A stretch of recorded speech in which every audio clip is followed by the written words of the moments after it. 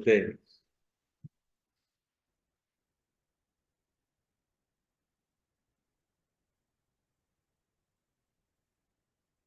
ಶ್ರೀ ಅರವಿಂದಾಯ ಮಾತಾರವಿಂದರ ಪಾದಾರವಿಂದಗಳಲ್ಲಿ ನನ್ನ ಭಕ್ತಿಪೂರ್ವಕ ಪ್ರಣಾಮಗಳನ್ನು ಸಲ್ಲಿಸುತ್ತಾ ಇಲ್ಲಿ ಆಗಮಿಸಿರುವ ಎಲ್ಲ ಭಗವದ್ ಭಕ್ತರಲ್ಲಿ ಮಾತಾರವಿಂದರ ಪೂರ್ಣ ಯೋಗ ಸಾಧನೆಯ ಹಾದಿಯಲ್ಲಿ ನಡೆಯುತ್ತಿರುವ ಎಲ್ಲ ವಿಶೇಷ ಚೇತನಗಳಿಗೆ ದಿವ್ಯ ಜೀವಿಗಳಿಗೆ ನನ್ನ ಭಕ್ತಿಪೂರ್ವಕ ನಮಸ್ಕಾರಗಳನ್ನು ಸಲ್ಲಿಸ್ತಾ ಈ ಕಾರ್ಯಕ್ರಮದ ಆಯೋಜನೆಯಲ್ಲಿ ನಿರತರಾಗಿರುವ ಈ ಕೇಂದ್ರ ಶ್ರೀ ಅರವಿಂದರ ಈ ದಿನದ ವ್ಯವಸ್ಥೆಯಲ್ಲಿ ಭಾಗಿಯಾಗಿರ್ತಕ್ಕಂಥ ಎಲ್ಲ ದಿವ್ಯ ಚೇತನಗಳಿಗೆ ಶ್ರೀಯುತ ಅಜಿತ್ ಸದ್ನಿಸ್ ಸರ್ ಅವರಿಗೆ ಹಾಗೂ ಶ್ರೀಮತಿ ವೈಶಾಲಿ ಅವರಿಗೆ ನನ್ನ ವಿಶೇಷವಾದ ನಮನಗಳನ್ನು ಸಲ್ಲಿಸ್ತಾ ಶ್ರೀ ಅರವಿಂದರ ಯೋಗ ಪಥದ ಹಾದಿಗೆ ನನ್ನನ್ನ ಕರೆದು ತಂದಂತಹ ಒಂದು ದಿವ್ಯ ಚೇತನ ಈಗಿಲ್ಲ, ಡಾಕ್ಟರ್ ಹನುಮಂತಯ್ಯನವರು ಅಂತ. ಅವರು ನನ್ನನ್ನ ಪಾಂಡಿಚೇರಿಗೆ ಕರೆದೊಯ್ದು ಅಲ್ಲಿ ಶ್ರೀ ಮಾತಾರವಿಂದರ ಆಶ್ರಮಕ್ಕೆ ನನ್ನನ್ನ ಪರಿಚಯಿಸಿದ್ದು, ಮತ್ತೆ ಅಲ್ಲಿಂದ ಮುಂದಕ್ಕೆ ಸುಮಾರು 10-12 ವರ್ಷಗಳಲ್ಲಿ ನಾನು ಶ್ರೀ ಮಾತಾರವಿಂದರ ದಿವ್ಯ ಜೀವನದ ದಿವ್ಯ ಪಥದ ಪಥಿಕನಾದದ್ದು ಒಂದು ದಿವ್ಯ ಸ್ಮೃತಿ. ಅವರಿಗೆ ಕೂಡ ನಾನು ಇಲ್ಲಿಂದನೇ ನನ್ನ ನಮಸ್ಕಾರಗಳನ್ನ ಸಲ್ಲಿಸ್ತೇನೆ. ಪೂರ್ಣ ಯೋಗ ಪಥ ನಮ್ಮ ಈ ದಿನದ ವಿಶೇಷವಾದಂತಹ ಒಂದು ಅನುಸಂಧಾನದ ಸಂದರ್ಭ. ಆಗಸ್ಟ್ 15 ಮಹರ್ಷಿ ಅರವಿಂದರ ಪುಣ್ಯ ಜಯಂತಿಯ ಒಂದು ವಿಶೇಷ ಭಾವನೆಯನ್ನ ನನ್ನ ಹೃದಯ ಮಂದಿರದಲ್ಲಿ ಸಮರ್ಪಿಸ್ತಾ ಈ ಕಾರ್ಯಕ್ರಮದ ಉದ್ದಕ್ಕೂ ಈ ಭೂತಲದಲ್ಲಿ ಅದು ಯಾವ ಅತಿಮಾನಸ ಯೋಗದ ಸುಪ್ರಮಾನಸ ಯೋಗದ ಭಾವನೆಯನ್ನ ಹಬ್ಬಿ ಹರಡಿಸಿದ ದಿವ್ಯ ಚೇತನ ಸೂಕ್ಷ್ಮವಾಗಿ ಸಾನ್ನಿಧ್ಯವನ್ನ ಒದಗಿಸಬೇಕು ಅಂತ ಹೇಳಿ ನಾನು ನನ್ನೊಳಗಡೆಗೆ ಎಂದನೇ ಪ್ರಾರ್ಥನೆಯನ್ನ ಸಲ್ಲಿಸ್ತಾ ಇದ್ದೇನೆ. ಮಹರ್ಷಿ ಅರವಿಂದರ ಸಾಹಿತ್ಯವನ್ನ, ಅವರ ಕಾವ್ಯವನ್ನ, ಅವರ ತಪಸ್ಸನ್ನ ಪರಿಚಯಿಸಿಕೊಳ್ಳುವುದು ಅಂದ್ರೆ ಮಹಾಸಾಗರದ ಪರ್ಯಟನವನ್ನ ಹಾಗೂ ಭವ್ಯ ಉತ್ತುಂಗ ಹಿಮಾಲಯ ಶಿಖರವನ್ನ ಏರುವುದು ಎಷ್ಟು ಸಾಹಸದ ಸಂಗತಿಯೋ ಅಷ್ಟು ವಿಶೇಷವಾದಂತಹ ಪ್ರಯತ್ನವನ್ನ ನಾವು ಮಾಡಬೇಕಾಗತ್ತೆ. ಅದು ಬಹಳ ಆನಂದದಾಯಕವೂ ಅತ್ಯಂತ ಚೈತನ್ಯದಾಯಕವೂ ಆಗಿರುತ್ತೆ ಅನ್ನೋದು ನಮ್ಮ ಅರಿವಿಗೆ ಬರತೊಡಗತ್ತೆ. ಮೊದಲಿಗೆ ಅವರ ದಿವ್ಯ ಜೀವನವನ್ನ ನಾವು ಓದಲಿಕ್ಕೆ ಪ್ರಾರಂಭ ಮಾಡಿದಾಗ ಒಂದು ಬಾರಿ ಅದನ್ನ ಈ ಕಡೆಯಿಂದ ಆ ಕಡೆಗೆ ಓದಿ ಮುಗಿಸ್ಲಿಕ್ಕೆ 4 ವರ್ಷಗಳನ್ನ ಅದು ತಗೊಳ್ತು ಅವಧಿ. ಅಷ್ಟು ವಿಸ್ತಾರವಾದಂತಹ ಒಂದು ವಿನ್ಯಾಸವನ್ನ, ಚಿಂತನ ಧಾರೆಯನ್ನ, ಮನಸ್ಸು ಸಂಪೂರ್ಣವಾಗಿ ವಶವಾಗುವ ಹಾಗೆ ನಮ್ಮ ಚೇತನವನ್ನು ಆವರಿಸ್ಕೊಳ್ತಕ್ಕಂಥ ಒಂದು ದಿವ್ಯವಾದ ಕೃತಿ ಅದು. ಮಹರ್ಷಿ ಅರವಿಂದರ ಈ ಕೃತಿಯನ್ನ ನಾವು ಪರಿಚಯಿಸಿಕೊಳ್ಳೋದಕ್ಕೆ ಮೊದಲನೇ ಸಾರಿಗೆ 4 ವರ್ಷ ಬೇಕಾಯ್ತು. ಆ ದಿವ್ಯ ಚೇತನ ಡಾಕ್ಟರ್ ಹನುಮಂತಯ್ಯನವರೇ ಅದನ್ನ ನಮಗೆ ವಾಚಿಸಿದ್ರು ನಮ್ಮ ಮನೆಯಲ್ಲಿ. ಪುಣ್ಯ ವಿಶೇಷವಿದ್ದವರು ಅದರಲ್ಲಿ ಭಾಗವಹಿಸಿದರು, ತಮ್ಮ ಯಥಾಶಕ್ತಿ ಅದನ್ನು ಸ್ವೀಕರಿಸಿದರು. One who has chosen the divine has been chosen by the divine ಅನ್ನೋ ಹಾಗೆ ಅದು ಯಾವುದೋ ಒಂದು ರೀತಿಯಲ್ಲಿ ನನ್ನನ್ನ ಗಾಢವಾಗಿ ಸ್ಪರ್ಶಿಸ್ತು. ಅದನ್ನ ಕನ್ನಡದಲ್ಲಿ ಓದಬೇಕು ಅಂತ ಹೇಳಿ ಶ್ರೀಯುತ ಕೋ ಚನ್ನಬಸಪ್ಪನವರ ದಿವ್ಯ ಜೀವನ ಗ್ರಂಥವನ್ನ ನಾವು ಧರಿಸಿಕೊಂಡು ಅಧ್ಯಯನ ಮಾಡೋದಕ್ಕೆ ಶುರು ಮಾಡಿದ್ವಿ. ಅದರಲ್ಲಿ ನಮ್ಮ ಕನ್ನಡ ನಾಡಿನ ಯುಗದ ಕವಿ, ಜಗದ ಕವಿ ರಸಋಷಿ ಕುವೆಂಪು ಅವರು ಒಂದು ಅದ್ಭುತವಾದ ಮುನ್ನುಡಿಯನ್ನು ಬರೆದಿದ್ದಾರೆ ಕೋ ಚನ್ನಬಸಪ್ಪನವರ ಗ್ರಂಥಕ್ಕೆ. ಅದರಲ್ಲಿ ಅವರು ಒಂದು ಅರವಿಂದರಿಗೆ ಅಂತ ಹೇಳಿ ಒಂದು ಪದ್ಯವನ್ನ ಕುವೆಂಪು ಅವರು ಬರೆದಿದ್ದಾರೆ. ಪ್ರಾಚ್ಯ ಪಾಶ್ಚಾತ್ಯ ತತ್ವಜ್ಞಾನ ಖನಿಗಳಲ್ಲಿ ಬಹುವಜ್ರಗಳನಾಯ್ದು ನಾಂ ಶ್ರೀಮಂತ ಆಗಿರ್ದೊಡಂ. ಹೇ ಪೂರ್ಣ ಯೋಗೀಂದ್ರ, ನಿಮ್ಮ ಈ ಕೃತಿಯ ಮೇರು ಉನ್ನತ ಮತಿಯ ಮಾನಸ ಸರೋವರದಿ ಮಿಂದು ಎನ್ನ ಧೀತೃಷ್ಣೆ ಶಾಂತವಾದುದು. ಮತಿಯ ಅನುಮತಿಯ ಸಾಧನೆಗೆ ಅಗ್ನಿ ಸೋಪಾನ, ಬುದ್ಧಿ ತಣಿವನ್ನೆಗಂ ಸಿದ್ಧಿತಾಂ ಸಂದಿಗ್ಧಮೈಸೆ. ಬುದ್ಧಿ ತಣಿಬೇಕು, ಸಿದ್ಧಿಯ ಕಡೆಗೆ ನಮ್ಮ ಮನಸ್ಸು ಒಪ್ಪಿಗೆ ಕೊಡಬೇಕು. ಮೈಂಡ್ ಈಸ್ ದಿ ಮೀಡಿಯೇಟಿಂಗ್ ಡಿವಿನಿಟಿ ಅಂತ ಏನು ಹೇಳ್ತಾರೆ ಶ್ರೀ ಅರವಿಂದ್. ನಮ್ಮ ಮಾನಸ ಕಡೆಗೆ ಅತಿಮಾನಸ ಅವತರಿಸಬೇಕು. ಮಾನಸ ಅತಿಮಾನಸಕ್ಕೆ ಏರ್ಬೇಕು, ಅತಿಮಾನಸ ಮಾನಸಕ್ಕೆ ಇಳಿಬೇಕು. ಮಾನಸ ಅತಿಮಾನಸ ಹೀಗೆ ಏರುವಿಕೆ ಮತ್ತು ಇಳಿಯುವಿಕೆಯ ನಡುವೆ ಅಧಿಮಾನಸ ಮೈತೋರ್ಬೇಕು. ಅದು ನಮ್ಮ ಈ ಏನು ಉಪಕರಣ ಇದೆ, ದೇಹ ಪ್ರಾಣ ಮನಸ್ಸು ಏನ್ ನಮ್ಮದು ಅಂತ ನಾವು ಭಾವಿಸಿದ್ದೇವೆ, ಅದರೊಳಗಡೆಗೆ ಅಧಿಮಾನಸ ಅನ್ನೋದು ರೂಪು ತಳಿಬೇಕು, ಮೈ ತಳಿಬೇಕು. ಆಗ ಜಡದಿಂದ ಪ್ರಜ್ಞಾ ತುರಿಯದವರೆಗೆ ಏನು ವಿನ್ಯಾಸವಿದೆ, ಸೃಷ್ಟಿ ವ್ಯಾಪಾರವಿದೆ, ಪರಾಪ್ರಕೃತಿ ಮತ್ತು ಅಪರಾಪ್ರಕೃತಿಗಳ ನಡುವಿನ ವಿನ್ಯಾಸವಿದೆ, ಅದು ನಿಧಾನವಾಗಿ ಅಂತರಂಗದಲ್ಲಿ ಗೋಚರಿಸಲಿಕ್ಕೆ ತೊಡಗುತ್ತೆ. ಮೊದಲು ನಮ್ಮ ಈ ಒಂದು ಉಪಕರಣವನ್ನು ನಾವು ಪರಿಚಯಿಸ್ಕೊಳ್ಳೋದಕ್ಕೆ ಸಾಧ್ಯವಾಗುತ್ತೆ. ಈ ಗ್ರಂಥವನ್ನ ಓದ್ತಾ ಓದ್ತಾ ನಮ್ಗೆ ಯಾವುದೋ ನಮ್ಮದೇ ಒಂದು ಮರೆತು ಹೋಗಿದ್ದ ಸ್ಮೃತಿ ಮರಳಿದಂತಾಗುತ್ತೆ. ಅದು ವಿಶೇಷ. ದಿವ್ಯ ಜೀವನ ಗ್ರಂಥವನ್ನು ನಾವು ಕನ್ನಡದಲ್ಲಿ ಅಥವಾ ಅವರವರ ಶಕ್ತಿಯನುಸಾರ ಇಂಗ್ಲಿಷ್ ನಲ್ಲಿ ಅನುಸಂಧಾನ ಮಾಡುವಾಗ ನಮ್ಗೆ ಆಗತ್ತೆ. ಏಕಕಾಲದಲ್ಲಿ ಅದು ಶ್ರವಣವಾಗತ್ತೆ, ಮನನವೂ ಆಗತ್ತೆ, ನಿಧಿಧ್ಯಾಸವೂ ಆಗತ್ತೆ. ಅದು ನನ್ನದೇ ಯಾತ್ರೆ, ಅದೊಂದು ಆತ್ಮದ ಉತ್ತರಾಯಣ ಯಾತ್ರೆ ಅನ್ನೋದು ಕೂಡ ಅನುಭವಕ್ಕೆ ಬರೋದಕ್ಕೆ ಪ್ರಾರಂಭ ಆಗುತ್ತೆ. ಅಂಥದ್ದೊಂದು ಸುಕೃತ ನಮ್ಮ ಪಾಲಿಗೆ ಈ ಜನ್ಮದಲ್ಲಿ ಬಂದದ್ದು ವಿಶೇಷ. One has chosen the divine has been chosen by the divine ಅಂತ ಹೇಳಿ ಶ್ರೀ ಮಾತಾರವೆಂದರೆ ಆರಿಸಿಕೊಂಡ ಕಾರಣಕ್ಕಾಗಿ ಅನ್ನೋದು ಈಗೀಗ ನಮಗೆ ಅರ್ಥ ಆಗ್ತಾ ಹೋಗುತ್ತೆ. ಮಹರ್ಷಿ ಅರವಿಂದರ ಈ ಗ್ರಂಥವನ್ನ ನಾವು ದಾಟಿದ ಮೇಲೆ ಅಷ್ಟು ಸುಲಭವಲ್ಲ. ನಮ್ಮ ಮತಿ, ನಮ್ಮ ಅಹಂ, ನಮ್ಮ ಒಳಗಿನ ಎಲ್ಲ ಉಪಕರಣಗಳು ಅದಕ್ಕಾಗಿ ಸನ್ನದ್ಧವಾಗಬೇಕಾಗುತ್ತೆ. ಅದಕ್ಕಾಗಿ ನಾವು ಏನ್ ಮಾಡ್ಬೇಕಾಗುತ್ತೆ ಅನ್ನುವಂಥದ್ದನ್ನ ಅವರು ಸಾಧನಾ ಪಥದೊಳಗಡೆಗೆ ಹೇಳ್ತಾರೆ. ಮೊದಲು ಆಸ್ಪಿರೇಷನ್, ಆಮೇಲೆ ಸರೆಂಡರ್, ಆಮೇಲೆ ರಿಜೆಕ್ಷನ್ ಅಂತ ಹೇಳ್ತಾರೆ. ಅದಾದ್ಮೇಲೆ ಸೈಕಿಸೈಸೇಷನ್, ಸ್ಪಿರಿಚುವಲೈಸೇಷನ್, ಸೂಪರ್ಮೆಂಟಲೈಸೇಷನ್ ಅಂತ ಹೇಳ್ತಾರೆ. ಆ ಶಬ್ದಗಳೆಲ್ಲವೂ ಬರೇ ಶಬ್ದಗಳಲ್ಲ, ಅದು ಅನುಸಂಧಾನ ಮಾಡ್ತಾ ಮಾಡ್ತಾ ಒಂದು ಸ್ಪಿರಿಚುವಲ್ ಎಕ್ಸ್ಪೀರಿಯನ್ಸ್ ಆಗಿ ನಮ್ಮೊಳಗಡೆಗೆ ಅನುಭವ ಅಂತ ಹೇಳೋದು ಕೂಡ ಕಡಿಮೆ ಆಗುತ್ತೆ. ಅದೊಂದು ಅನುಭೂತಿ ತತ್ವಶಾಸ್ತ್ರ ಅಂತ ಹೇಳಿ ನಮಗೆ ಗೋಚರ ಆಗ್ತಾ ಹೋಗುತ್ತೆ. ಇಟ್ ಇಸ್ ನಾಟ್ ಮೇರ್ intellectual philosophy, it is spiritual philosophy ಅನ್ನುವಂಥದ್ದು ನಮಗೆ ಅನುಭವಕ್ಕೆ ಹೋಗುತ್ತೆ. ಪಾಶ್ಚಿಮಾತ್ಯ ಜನಕ್ಕೆ, ಪಾಶ್ಚಿಮಾತ್ಯರಿಗೆ, ಇಂಗ್ಲಿಷ್ ಬಲ್ಲವರಿಗಾಗಿ ಅದನ್ನ ಶ್ರೀ ಅರವಿಂದರು ಬರೆದಿದ್ದಾರೆ. ನಮ್ಮ ಸನಾತನ ಋಷಿ ಪರಂಪರೆಯನ್ನು ಅದರಲ್ಲಿ ಪರಿಚಯಿಸಿದ್ದಾರೆ ಅನ್ನೋದು ಕೂಡ ವೇದ್ಯವಾಗ್ತಾ ಹೋಗುತ್ತೆ. ಆ ಕಾಲದ ಗರ್ಭದೊಳಗಡೆಗೆ ಬಂದಿರ್ತಕ್ಕಂಥ ಮಹರ್ಷಿಗಳೆಲ್ಲರ ದರ್ಶನಗಳನ್ನ ಅವರು ಎಡೆಬಿಡದೆ ತಮ್ಮ ಪರಾಮರ್ಶೆಗೆ ಒಳಪಡಿಸಿ ಅದರ ಶ್ರೇಷ್ಠಾಂಶಗಳನ್ನೆಲ್ಲ ಅದರಲ್ಲಿ ದಾಖಲಿಸ್ತಾ ಹೋಗಿದ್ದಾರೆ. ಅವುಗಳ ಮಿತಿ ಮತ್ತು ಶಕ್ತಿಗಳನ್ನು ತೋರಿಸ್ತಾ ಹೋಗಿದ್ದಾರೆ. ಅವುಗಳನ್ನ ಗ್ರಹಿಸ್ತಾ ನಮ್ಮ ಅಹಂ ಸಂಪೂರ್ಣವಾಗಿ ನಿರಸನವಾಗಿ ಹೋಗುತ್ತೆ. ಯಾಕೆಂತಂದ್ರೆ ಅಹಂ ಅನ್ನೋದು ಉಪಕರಣವಾಗಿ ರೂಪಾಂತರವಾಗದ ಹೊರತು ದಿವ್ಯ ಜೀವನದ ಯಾತ್ರೆ ಒಳಗಡೆಗೆ ನಾವು ಮುಂದಡಿ ಇಡ್ಲಿಕ್ಕೆ ಅದೇ ಅಡ್ಡಿ ಆಗುತ್ತೆ ಅಂತ ಹೇಳ್ತಾರೆ.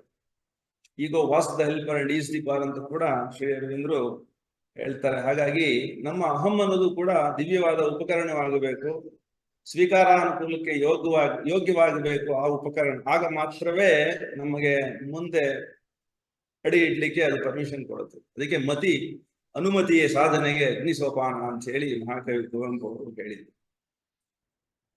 ನಮಗೆ ನಾವೇ ಅಡ್ಡಿ ಅನ್ನೋದು ನಮಗೆ ನಿಧಾನವಾಗಿ ಗೊತ್ತಾಗ್ತಾ ಹೋಗುತ್ತೆ. ತುಂಬಾ ಜನ ಮಹರ್ಷಿ ಅರವಿಂದರ ಸಾಹಿತ್ಯವನ್ನು ಓದೋರನ್ನು ನಾವು ಎಡತಾಕಿದ್ವಿ, ಅವ್ರ ಜೊತೆಗೆ ಮಾತಾಡಿದ್ವಿ. ಪಾಂಡಿಚೇರಿಯಲ್ಲಾಗ್ಬೋದು, ಬೆಂಗಳೂರಿನಲ್ಲಾಗ್ಬೋದು, ತುಮಕೂರಿನಲ್ಲಾಗಬಹುದು, ಬೇರೆ ಬೇರೆ ಕಡೆ ಕರ್ನಾಟಕದ ಸೆಂಟರ್ಗಳಲ್ಲಿ ಅವರನ್ನೆಲ್ಲ ನಾವು ಮಾತನಾಡಿಸ್ತಾ ಹೋದ್ವಿ, ನೋಡ್ತಾ ಹೋದ್ವಿ. ಅವ್ರ ಸಾಧನೆಗಳೇನು, ಅವರ ಅನುಭವಗಳೇನು, ಅವರ ಅನುಭೂತಿ ಏನು ಅನ್ನೋದನ್ನ ಅವರವರು ವ್ಯಕ್ತಪಡಿಸಿದ್ದುಂಟು. ಅದನ್ನೆಲ್ಲ ನಾವು ಸಂಗ್ರಹಿಸಿ ನಾವು ನಮ್ಮೊಳಗಡೆಗೆ ಅನುಸಂಧಾನ ಮಾಡ್ತಾ ಮಾಡ್ತಾ ಮಾಡ್ತಾ ಅರವಿಂದರು ನಮಗೆ ನಿಧಾನವಾಗಿ ಕೈ ತೋರಿಸ್ತಕ್ಕಂಥ ಒಂದು ಬೆಳಕಾಗಿ ಎಲ್ಲ ಕಡೆಗೆ, ನಮ್ಮೊಳಗಡೆಗೂ ನಮ್ಮ ಹೊರಗಡೆಗೂ ಸರ್ವರೊಳಗಡೆಗೂ ಕಾಣಿಸೋದಕ್ಕೆ ಶುರು ಮಾಡ್ತಾರೆ.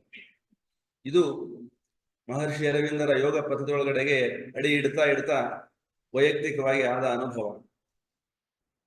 ಮಹರ್ಷಿ ಅರವಿಂದರ ಕವನಗಳನ್ನ ವಿಶೇಷವಾಗಿ ನಾವು ನೋಡ್ಬೇಕಾಗತ್ತೆ. ಯಾಕೆ ಅಂತ ಅಂದ್ರೆ ಅವ್ರ ಸಾಧನೆ ಹೇಗಾಯ್ತು, ಅವರು ಆತ್ಮಚರಿತ್ರೆ ಯಾರು ಬರೀಲಿಕ್ಕೆ ಸಾಧ್ಯವಿಲ್ಲ ಅಂತ ಹೇಳಿದ್ದಾರೆ. ಮಹರ್ಷಿ ಅರವಿಂದರ ಆತ್ಮಚರಿತ್ರೆ ಯಾರು ಬರೀಲಿಕ್ಕೆ ಆಗೋದಿಲ್ಲ. ಯಾಕೆ ಅಂತಂದ್ರೆ ಅದು ಭವದಲ್ಲಿ ನಡೆದಿಲ್ಲ, ಅದು ಸಂಪೂರ್ಣವಾಗಿ ಅತಿಮಾನಸದ ಧವಳಗಿರಿ ಶೃಂಗದಲ್ಲಿಯೇ ಅವರ ಬದುಕು ನಡೆದಿದೆ. ಆ ಕಾರಣಕ್ಕಾಗಿ ಆ ಎತ್ತರಕ್ಕೆ ಏರಿ ಮುಟ್ಟಿ ಅದನ್ನ ಅನುಸಂಧಾನ ಮಾಡಿ ಬರೀತಕ್ಕಂಥ ಶಕ್ತಿ ಅರವಿಂದರೊಬ್ಬರಿಗೆ ಮತ್ತೆ ಅಂತ ಮಹರ್ಷಿಗಳಿಗೆ ಮಾತ್ರವೇ ಅಂತ ನಾವು ಭಾವಿಸ್ಬೇಕಂತ ಹೇಳ್ತಾರೆ. The soul sufficing genius of an age ಅಂತ ಹೇಳಿ, ಈ ಶತಮಾನದ ಸರ್ವ ಪರಿಪೂರ್ಣ ಮೇರು ಮಹಾಮತಿ ಅರವಿಂದರು ಅಂತ ಹೇಳಿ ಕುವೆಂಪು ಅವರು ಅರವಿಂದರನ್ನ ಹೊಗಳ್ತಾರೆ, ಬಣ್ಣಿಸ್ತಾರೆ. ಹಾಗಾಗಿ ಆ ಒಂದು ದಿವ್ಯವಾಗಿರ್ತಕ್ಕಂಥ ಸಾವಿತ್ರಿ ಮಹಾಕಾವ್ಯವನ್ನ ಅನುಸಂಧಾನ ಮಾಡ್ಲಿಕ್ಕೆ ನಾವು ಅತ್ಯಂತ ಶ್ರದ್ಧಾ ಭಕ್ತಿಗಳಿಂದ ತೊಡಗಿದ್ವಿ. ಸಾವಿತ್ರಿಯ ಅನುಸಂಧಾನವನ್ನು ತುಮಕೂರಿನಲ್ಲಿ ಸುಮಾರು 18 ಭಾನುವಾರಗಳ ಕಾಲ ದಿನಕ್ಕೆ 3 ಗಂಟೆಯಂತೆ, ಒಂದು ಭಾನುವಾರಕ್ಕೆ 3 ಗಂಟೆಯಂತೆ ಸುಮಾರು 3 ವರ್ಷಗಳ ಕೆಳಗಡೆಗೆ ನಾವು ಮಾಡಿದ್ವಿ. ಒಂದು ದಿನ ಪೂರ್ತಿಯಾಗಿ ಸಾವಿತ್ರಿ ಅನುಸಂಧಾನ ಅಂತ ಹೇಳಿ ವರ್ಕ್ಶಾಪ್ ಅಂತ ಹೇಳಿ ಮಾಡಿದ್ವಿ. ಅಲ್ಲಿಗೆ ಬೇರೆ ಬೇರೆ ಗಣ್ಯರೆಲ್ಲ ಬಂದು ತಮ್ಮ ಅನುಭವಗಳನ್ನ ಹಂಚಿಕೊಂಡರು. ಈ ತರದಲ್ಲಿ ಸಾವಿತ್ರಿಯ ಒಂದು ಅಭಿಯಾನ ನಾವು ಶುರು ಮಾಡಿದ್ವಿ. ಅದೊಂದು ವಿಶೇಷವಾದಂತ ಅನುಭೂತಿ. ಮತ್ತೆ ಸಾವಿತ್ರಿಯ ಅನುಸಂಧಾನ ಸುಮ್ಮನೆ ಮಾಡ್ತಾ ಹೋಗೋದು, ಧ್ಯಾನಿಸ್ತಾ ಹೋಗೋದು, ರಿಸೈಟೇಷನ್ ಮಾಡ್ತಾ ಹೋಗೋದು ಶ್ರದ್ಧಾ ಭಕ್ತಿಗಳಿಂದ ಅಂತ ಹೇಳಿ ಮಾಡ್ತಾ ಮಾಡ್ತಾ ಮಾಡ್ತಾ ಮಾಡ್ತಾ ಅದು ನಮ್ಗೆ ನಮ್ಮೊಳಗಡೆಗೆ ಒಂದು ಅನಾವರಣವಾಗತಕ್ಕಂಥ ಅನುಭೂತಿ ಇದೆ. ಸೊ ಇದು ಮಹಾಕಾವ್ಯವಾದ್ರಿಂದ ಅದು ಕಾಸ್ಮಿಕ್ ಜೆನಿತ್ ಒಳಗಡೆಗೆ ಅಥವಾ ಕಾಸ್ಮಿಕ್ ಎಪಿಕ್ ಅಂತ ಏನ್ ಹೇಳ್ತಾರೆ, ಬ್ರಹ್ಮಾಂಡ ಕಾವ್ಯ ಅಂತ ಏನ್ ಹೇಳ್ತಾರೆ, ಅದು ನಮಗೆ ನಿಧಾನವಾಗಿ ಆ ಬ್ರಹ್ಮಾಂಡವೇ ಅನಾವರಣವಾಗ್ತಾ ಹೋಗುವ ಅನುಭವ ಅಂತ ಹೋಯ್ತು. ಅದನ್ನ ಕನ್ನಡದಲ್ಲಿ ಯಾರು ಮಾಡಿದ್ದಾರೆ ಅಂತ ಹೇಳಿ ನೋಡಿ ಮತ್ತೆ ನಾವು ಕೋಚನ್ ಬಸಪ್ಪನವರ ಕಾವ್ಯ, ಮಂದರ್ಕೆ ಮಾಧವ ಪೈ ಅವರ ಕಾವ್ಯ, ಹಾಗೂ ಇತ್ತೀಚೆಗೆ ನಮ್ಮ ಪುಟ್ಟು ಕುಲಕರ್ಣಿ ಅವರು ಅದ್ಭುತವಾಗಿ ನಾದಮಯಗೊಳಿಸ್ತಾ ಇದ್ದಾರೆ ಸಾವಿತ್ರಿಯನ್ನ ಕನ್ನಡಕ್ಕೆ ಅನುಸ್ಪಂದ ಅನ್ನೋ ಹೆಸರಿನಲ್ಲಿ. ಡಾಕ್ಟರ್ ಭೀಡ್ ಅವರು ಅದನ್ನ ಗದ್ಯ ರೂಪಕ್ಕೆ ತರ್ತಾ ಇದ್ದಾರೆ. ಅವರ ಜೊತೆಗೆಲ್ಲಾನು ನಾವು ಸಂವಾದ ಮಾಡೋದಕ್ಕೆ ಶುರು ಮಾಡಿದ್ವಿ. ಮಾಡ್ತಾ ಮಾಡ್ತಾ ಒಬ್ಬೊಬ್ಬರದು ಒಂದೊಂದು ತರದಲ್ಲಿ ಅವರ ಅನಾವರಣ ಮಾಡ್ತಾ ಹೋದ್ರು ಅನುಭವಗಳನ್ನು. ಸೊ ಸಾಧಕ ಎಷ್ಟೆಷ್ಟು ಅದರೊಳಗಡೆಗೆ ತನ್ನನ್ನು ಸಮರ್ಪಿಸ್ಕೊಳ್ತಾನೋ ಅದು ಬಹಳ ಮುಖ್ಯ. ಆ ಸಮರ್ಪಣೆ ಅನ್ನೋದು ಎಷ್ಟೆಷ್ಟು ತೀವ್ರವಾಗಿ ಪರಿಪೂರ್ಣವಾಗಿ ಆಗ್ತಾ ಹೋಗುತ್ತೋ ಅಷ್ಟಷ್ಟು ನಮ್ಮೊಳಗಡೆಗೆ ಸಹಜವಾಗಿ ಶ್ರೀ ಮಾತಾರವಿಂದರ ಪ್ರಜ್ಞೆ ಅನ್ನೋದು ಆವಿರ್ಭವಿಸಿ ಸಂಭವಿಸಿ ಮುಂದೆ ಏನು ಮಾರ್ಗ ಇದೆ ಅದನ್ನ ನಮಗೆ ಕೈದೀವಿಗಾಗಿ ತೋರಿಸ್ತಾರೆ ಅನ್ನೋದು ಕೂಡ ಅನುಭವಕ್ಕೆ ಬರ್ತಾ ಹೋಗುತ್ತೆ. ಹೀಗೆ ಅರವಿಂದರ ಪೂರ್ಣಯೋಗ ಪಥವನ್ನ ನಾವು ಕ್ರಮಿಸ್ತಾ ಇದ್ದೀವಿ ಸುಮಾರು 10-12 ವರ್ಷಗಳಿಂದ ನಿರಂತರವಾಗಿ. ನನ್ನ ವೈಯಕ್ತಿಕ ಒಂದು ಸಾಧನೆಯ ಒಂದು ವಿಷಯದಲ್ಲಿ ಅನುಭವಗಳನ್ನಷ್ಟೇ ನಾವು ಹೇಳ್ತಾ ಹೋದಾಗ ಅದು ವೈಯಕ್ತಿಕ ಆಗತ್ತೆ, ಪರ್ಸನಲ್ ಎಕ್ಸ್ಪೀರಿಯನ್ಸ್ ಆಗತ್ತೆ ಅಂತ ಹೇಳಿ ಅದನ್ನ ನಾನೇನು ಇಲ್ಲಿ ಪ್ರಸ್ತುತ ಮಾಡೋದಿಕ್ಕೆ ಹೋಗೋದಿಲ್ಲ. ಏನು ನಮಗೆ ಶ್ರೀ ಅರವಿಂದರ ಸಾಹಿತ್ಯದ ಮೂಲಕ ಪರಿಚಯವಾಯಿತು ಅದನ್ನ ನಾವು ಇಲ್ಲಿ ಒಂದು ಸ್ಮರಣೆ ಅಥವಾ ಮನನ ಮಾಡಬಹುದು ಅಂತ ಹೇಳಿ ನಾನು ಭಾವಿಸಿ ಜನರಲೈಸ್ಡ್ ಟಾಪಿಕ್ಸ್ ಅನ್ನ ಮಾತ್ರ ಪ್ರಸ್ತುತಪಡಿಸ್ಲಿಕ್ಕೆ ಹೋಗ್ತೀನಿ. ವೈಯಕ್ತಿಕವಾದ ಅನುಭವಗಳು ಅದು ತೀರಾ ವೈಯಕ್ತಿಕ ಆಗ್ಬಿಡ್ತದೆ, ಎಲ್ರಿಗೂ ಆಗ್ಲೇಬೇಕು ಅಂತಿಲ್ಲ, ಸಾರ್ವತ್ರಿಕ ಆಗುವಂತಹ ಸಂಭವ ಕಡಿಮೆ ಇರ್ತದೆ. ಅವರವರ ಸಾಧನೆ, ಅವರವರ ಶ್ರದ್ಧೆ, ಅವರವರ ಸಮರ್ಪಣೆ ಮೇಲೆ ಇದು ನಿಂತಿರ್ತದಾದ್ರಿಂದ ಅದನ್ನ ನಾನು ಇಲ್ಲಿ ಪ್ರಸ್ತುತಪಡಿಸ್ಲಿಕ್ಕೆ ಹೋಗಲ್ಲ. ಬೇಕಾದಷ್ಟು ಅನುಭವಗಳು ನಮ್ಮ ವೈಯಕ್ತಿಕ ಸಾಧನೆಯ ಮಾರ್ಗದೊಳಗಡೆಗೆ ಫಲರೂಪದೊಳಗಡೆಗೆ ಸಿಕ್ಕಿದಾವೆ. ಹಾಗಾಗಿ ಅರವಿಂದ್ರೆ ಒಂದ್ ಕಡೆ ಹೇಳ್ತಾರೆ, we reap the fruits for the forgotten deeds ಅಂತ ಹೇಳಿ. ಹಾಗಾಗಿ ಅದು ನಾವು ಮರ್ತು ಬಿಡೋಣ, ನಮ್ಗೆ ಸಿಕ್ಕಿದ್ದೇನಿದೆ ಅದನ್ನ ನಮ್ಮ ಪ್ರಾಪ್ತಿ ಅಂತ ತಿಳ್ಕೊಂಡು ಅದನ್ನ ಮುಂದುವರ್ಸ್ಕೊಂಡು ಹೋಗೋಣ ಅಂತ ಹೇಳಿ ಈಗ ಇವತ್ತಿನ ಒಂದು ವಿಷಯಕ್ಕೆ ನಾನು ನನ್ನ ಮಾತುಗಳನ್ನು ಪ್ರಾರಂಭ ಮಾಡ್ತೇನೆ. ಮೊದಲನೇದು, ಅವರು ದೇವನ ಅನುಗ್ರಹ ಮತ್ತು ಜೀವನ ಅಚಲ ಸತ್ಯ ಸಂಕಲ್ಪ ಇವೆರಡು ಈ ಭೂಮಿಯ ಮೇಲೆ ಎಲ್ಲ ವಿದ್ಯಮಾನಗಳಲ್ಲಿ ಒಂದಾಗ್ಬೇಕು ಅಂತ ಹೇಳ್ತಾರೆ. ಭಗವಂತನ ಅನುಗ್ರಹ ಆಗಲೇಬೇಕು, ಅದಕ್ಕೆ ಪೂರ್ವದಲ್ಲಿ ನಮ್ಮ ಪ್ರಾರ್ಥನೆ ಇರಲೇಬೇಕು. ಪ್ರಾರ್ಥನೆ ಅತ್ಯಂತ ಪ್ರಾಮಾಣಿಕವಾಗಿರ್ಬೇಕು, ಹೃದಯಪೂರ್ವಕವಾಗಿರ್ಬೇಕು, ಅದು ನಿಸ್ವಾರ್ಥಕ್ಕಿರ್ಬೇಕು, ಪರಮಾರ್ಥಕ್ಕಿರ್ಬೇಕು. A prayer, a master act, a king idea can link man strength to transcendental force ಅಂತ ಹೇಳಿ ಮಹಾಕಾವ್ಯ ಸಾವಿತ್ರಿನಲ್ಲಿ ಏನ್ ಹೇಳ್ತಾರೆ. ಆ ಪ್ರೇಯರ್ ಅನ್ನೋದು ಸಂಪೂರ್ಣ ನಿಸ್ವಾರ್ಥಕ್ಕಾಗಿರ್ಬೇಕು, ಜಗತ್ತಿಗಾಗಿರ್ಬೇಕು. ಶ್ರೀ ಅರವಿಂದರ ಯೋಗ ವೈಯಕ್ತಿಕ ಲಾಭಕ್ಕಾಗಿ ಅಲ್ಲ, ಆರೋಗ್ಯಕ್ಕಾಗಿ, ಇನ್ನೊಂದಕ್ಕಾಗಿ, ಮತ್ತೊಂದಕ್ಕಾಗಿ ಅಂತ ಭಾವಿಸದೆ ಅದು ಭಗವಂತನಿಗಾಗಿ ಅಂತ ಹೇಳಿ ಭಾವಿಸಿರ್ಬೇಕು ಸಾಧಕ. ಆಗ ಮಾತ್ರ ದೇವನ ಅನುಗ್ರಹ ನಮ್ಗೆ ಆ ಕ್ಷಣದಲ್ಲೇ ಆಗತ್ತೆ. ಅದಕ್ಕೆ ಟೈಮ್ ಡಿಲೇ ಅನ್ನೋದಿರೋದಿಲ್ಲ. ಅಚಲವಾಗಿರ್ತಕ್ಕಂಥ ಸತ್ಯವಾಗಿರ್ತಕ್ಕಂಥ ಸಂಕಲ್ಪ ನಾವು ಮಾಡ್ಬೇಕು. ಅದಾದ್ಮೇಲೆ ಉಳಿದಿದ್ದೆಲ್ಲ ರಿಸಲ್ಟ್ ಆಗ್ತಾ ಹೋಗುತ್ತೆ, ನಮ್ಮ ಸಂಕಲ್ಪಗಳೆಲ್ಲ ಈಡೇರ್ತಾ ಹೋಗ್ತವೆ ಅನ್ನೋದು ಈ ವೈಯಕ್ತಿಕ ಅನುಭವ ಆಗ್ತಾ ಹೋಗುತ್ತೆ. ಸೊ ಆವಾಗ ದಿವ್ಯ ಜೀವನ ಅಂತ ಅವ್ರು ಏನ್ ಹೇಳ್ತಾರೆ, ದಿವ್ಯ ಜೀವಿಗಳ ಆಗಮನ ಅಂತ ಏನ್ ಹೇಳ್ತಾರೆ ಈ ಲೋಕದೊಳಗಡೆಗೆ, ಅದು ಅಸಂಭವ ಏನಲ್ಲ ಅನ್ನೋದಕ್ಕೆ ಮಹರ್ಷಿ ಅರವಿಂದರ ಜೀವನವೇ ಉದಾಹರಣೆ. ಅದು ಬರೀ ಬಾಯಿನಲ್ಲಿ ಹೇಳಿದ್ದು ಅಥವಾ ಬರೆದಿದ್ದು ಅಂತ ಅಲ್ಲ, ಅದು ಅವ್ರು ಬದುಕಿದ್ದು ಕೂಡ. ಅವರನ್ನ ನೋಡ್ತಾ ಇರೋದೇ ಒಂದು ಯೋಗ. ಮಹರ್ಷಿ ಅರವಿಂದರ ಭಾವಚಿತ್ರವನ್ನ ನೋಡ್ತಾ ಇರೋದು, ಶ್ರೀಮಾತಾ ಅವರ ಭಾವಚಿತ್ರವನ್ನ ನೋಡ್ತಾ ಇರೋದು ಕೂಡ ಅದು ಯೋಗವೇ ಆಗತ್ತೆ. ಅದು ನಮ್ಮೊಳಗಡೆಗೆ ಏನೋ ಒಂದು ವಿಶೇಷ ಸಂಚಲನ ಉಂಟು ಮಾಡಿಸಿದ್ದು, ನಮ್ಮ ಮನಸ್ಸಿನೊಳಗಡೆಗೆ ಒಂದು ಅತಿಮಾನಸದ ಒಂದು ಅನುಭೂತಿಗೆ ಬೇಕಾಗಿರ್ತಕ್ಕಂಥ ಶಕ್ತಿ, ಜ್ಯೋತಿ, ಬೆಳಕು, ಆನಂದ ಇತ್ಯಾದಿಗಳು ನಮ್ಮೊಳಗಡೆಗೆ ಇಳಿತಾ ಹೋಗುತ್ತೆ ಅನ್ನೋದೇ ಕೂಡ ಅದು ಅನುಭವಿಸಿ ಮಾತ್ರ ನಾವು ಅದನ್ನ ಹೇಳ್ಕೊಳ್ಬೇಕಾಗುತ್ತೆ. ಹೀಗಾಯ್ತು ಅಂತ ಹೇಳಿ ಅಂಥದ್ದೊಂದು ದಿವ್ಯ ಜೀವನದ ಉದಯ ಆಗ್ಲೇ ಆಗಿದೆ, ಘೋಷಿಸಲಾಗಿದೆ. ನಾವೇನಾಗ್ಬೇಕಾಗಿದೆ ಅನ್ನೋದಕ್ಕೆ ಒಂದು ನಮ್ಮ ಅನುಭವ ಹೇಳೋದಾದ್ರೆ, ಮಾನಸ ಅತಿಮಾನಸ ಕೇರುವೆಡೆ, ಅತಿಮಾನಸ ಮಾನಸ ಕಿಳಿಯುವೆಡೆ, ಅಧಿಮಾನಸ ಮೈದೋರುವೆಡೆ, ಇದನದಕ್ಕೂ ಬಂಧಿಸಿ ನೈದು ಒಂದಾಗಿಪ ಋಷಿಮಾನವ ರಸಚೇತನ ವಿದ್ಯುದ್ವಾಹಕವಾಗಬೇಕು ಅನ್ನೋದು ಬಹಳ ಮುಖ್ಯವಾದಂತ ಕಂಡೀಷನ್. ಸೊ ಮನುಷ್ಯ ಶರೀರದೊಳಗಡೆಗೆ ಈ ಸಾಧ್ಯತೆ ಇದೆ ಅನ್ನೋದನ್ನ ಅವರು ತಾವು ಅನುಭವಿಸಿ, ತಾವು ಸಾಧಿಸಿ, ಆ ದೇಹವನ್ನ ಪರಮಾತ್ಮನ ಪಾತ್ರೆಯನ್ನಾಗಿ ಮಾಡಿ, ಆ ಪರಮಾತ್ಮನ ಭಾಗವತ ಶಕ್ತಿಯನ್ನ ಸ್ವೀಕರಿಸಿ, ತಮ್ಮ ದೇಹದೊಳಗಡೆಗೆ ಅದನ್ನ ಅನುಭವಿಸಿ, ಜಗತ್ತಿಗೆ ಅದನ್ನ ಇದು ಉಂಟು, ಎಲ್ಲರಿಗೂ ಪಾತ್ರ ಅರ್ಹತೆ ಬಂದಾಗ ಇದು ಸಾಧ್ಯವಾಗುತ್ತೆ ಅನ್ನೋದನ್ನ ಅವರು ತಮ್ಮ ಬದುಕಿನೊಳಗಡೆಗೆ ಸಾಧಿಸಿ ತೋರಿಸಿದ್ದಾರೆ. ಹೀಗೆ ಬದುಕಿ ಅಂತ ಹೇಳಿ ನಮಗೆ ಉದಾಹರಣೆ, ನಿದರ್ಶನ ರೂಪದೊಳಗಡೆಗೆ ಈ ಭೂತಲದೊಳಗಡೆಗೆ ಕೊಟ್ಟಿದ್ದಾರೆ. ಇದು ಅತ್ಯಂತ ದಿವ್ಯವಾದ ಸತ್ಯ ಮತ್ತು ಅದರ ಅನುಸಂಧಾನವನ್ನ ಮಾಡ್ತಾ, ಸತ್ಯದ, ಬ್ರಹ್ಮದ, ಆತ್ಮದ ಯಾವುದೇ ಶಬ್ದಗಳನ್ನು ನಾವು ಹೇಳ್ಕೊಳ್ಬಹುದು. ನಮ್ಮ ಮನಸ್ಸು ಯಾವಾಗ ಆ ತರದ ಒಂದು ಸಂಗತಿಗಳಲ್ಲಿ ತೊಡಗುತ್ತಾ ಹೋಗುತ್ತೆ, ಇಂದ್ರಿಯಗಳಿಂದ ಸಂಪೂರ್ಣವಾಗಿ ಬೇರೊಂದು ಶಕ್ತಿಯನ್ನ ಪಡೆದ ಉಪಕರಣವಾಗಿ ಆ ಅತಿಮಾನಸದ ದೇವಗಂಗೆಯನ್ನ ತನ್ನೊಳಗಡೆಗೆ ಸ್ವೀಕರಿಸಲಿಕ್ಕೆ ಅರ್ಹವಾದ ಪಾತ್ರವಾಗಿದೆ. ಮನಸ್ಸಿಗೆ ಬರಬೇಕು ಎಲ್ಲವೂ ಮೊದಲು ಶಕ್ತಿಗಳು, ಆಮೇಲೆ ಪ್ರಾಣದಲ್ಲಿ ಸಂಚರಿಸಿ ಅನ್ನಮಯಕ್ಕೆ ಅವತರಿಸಬೇಕು.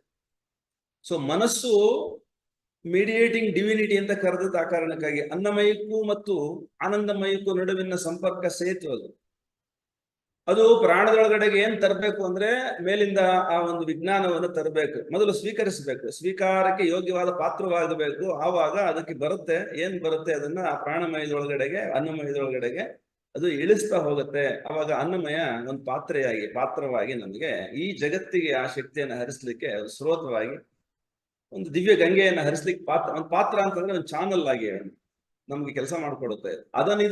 ಇದನದಕ್ಕೂ ಬಂಧಿಸಿ ನೈದು ಒಂದಾಗಿ ರಸಚೇತನ ಆಗಬೇಕು. ಶರೀರ ರಸದ ವಾಹಕ ಆಗಬೇಕು.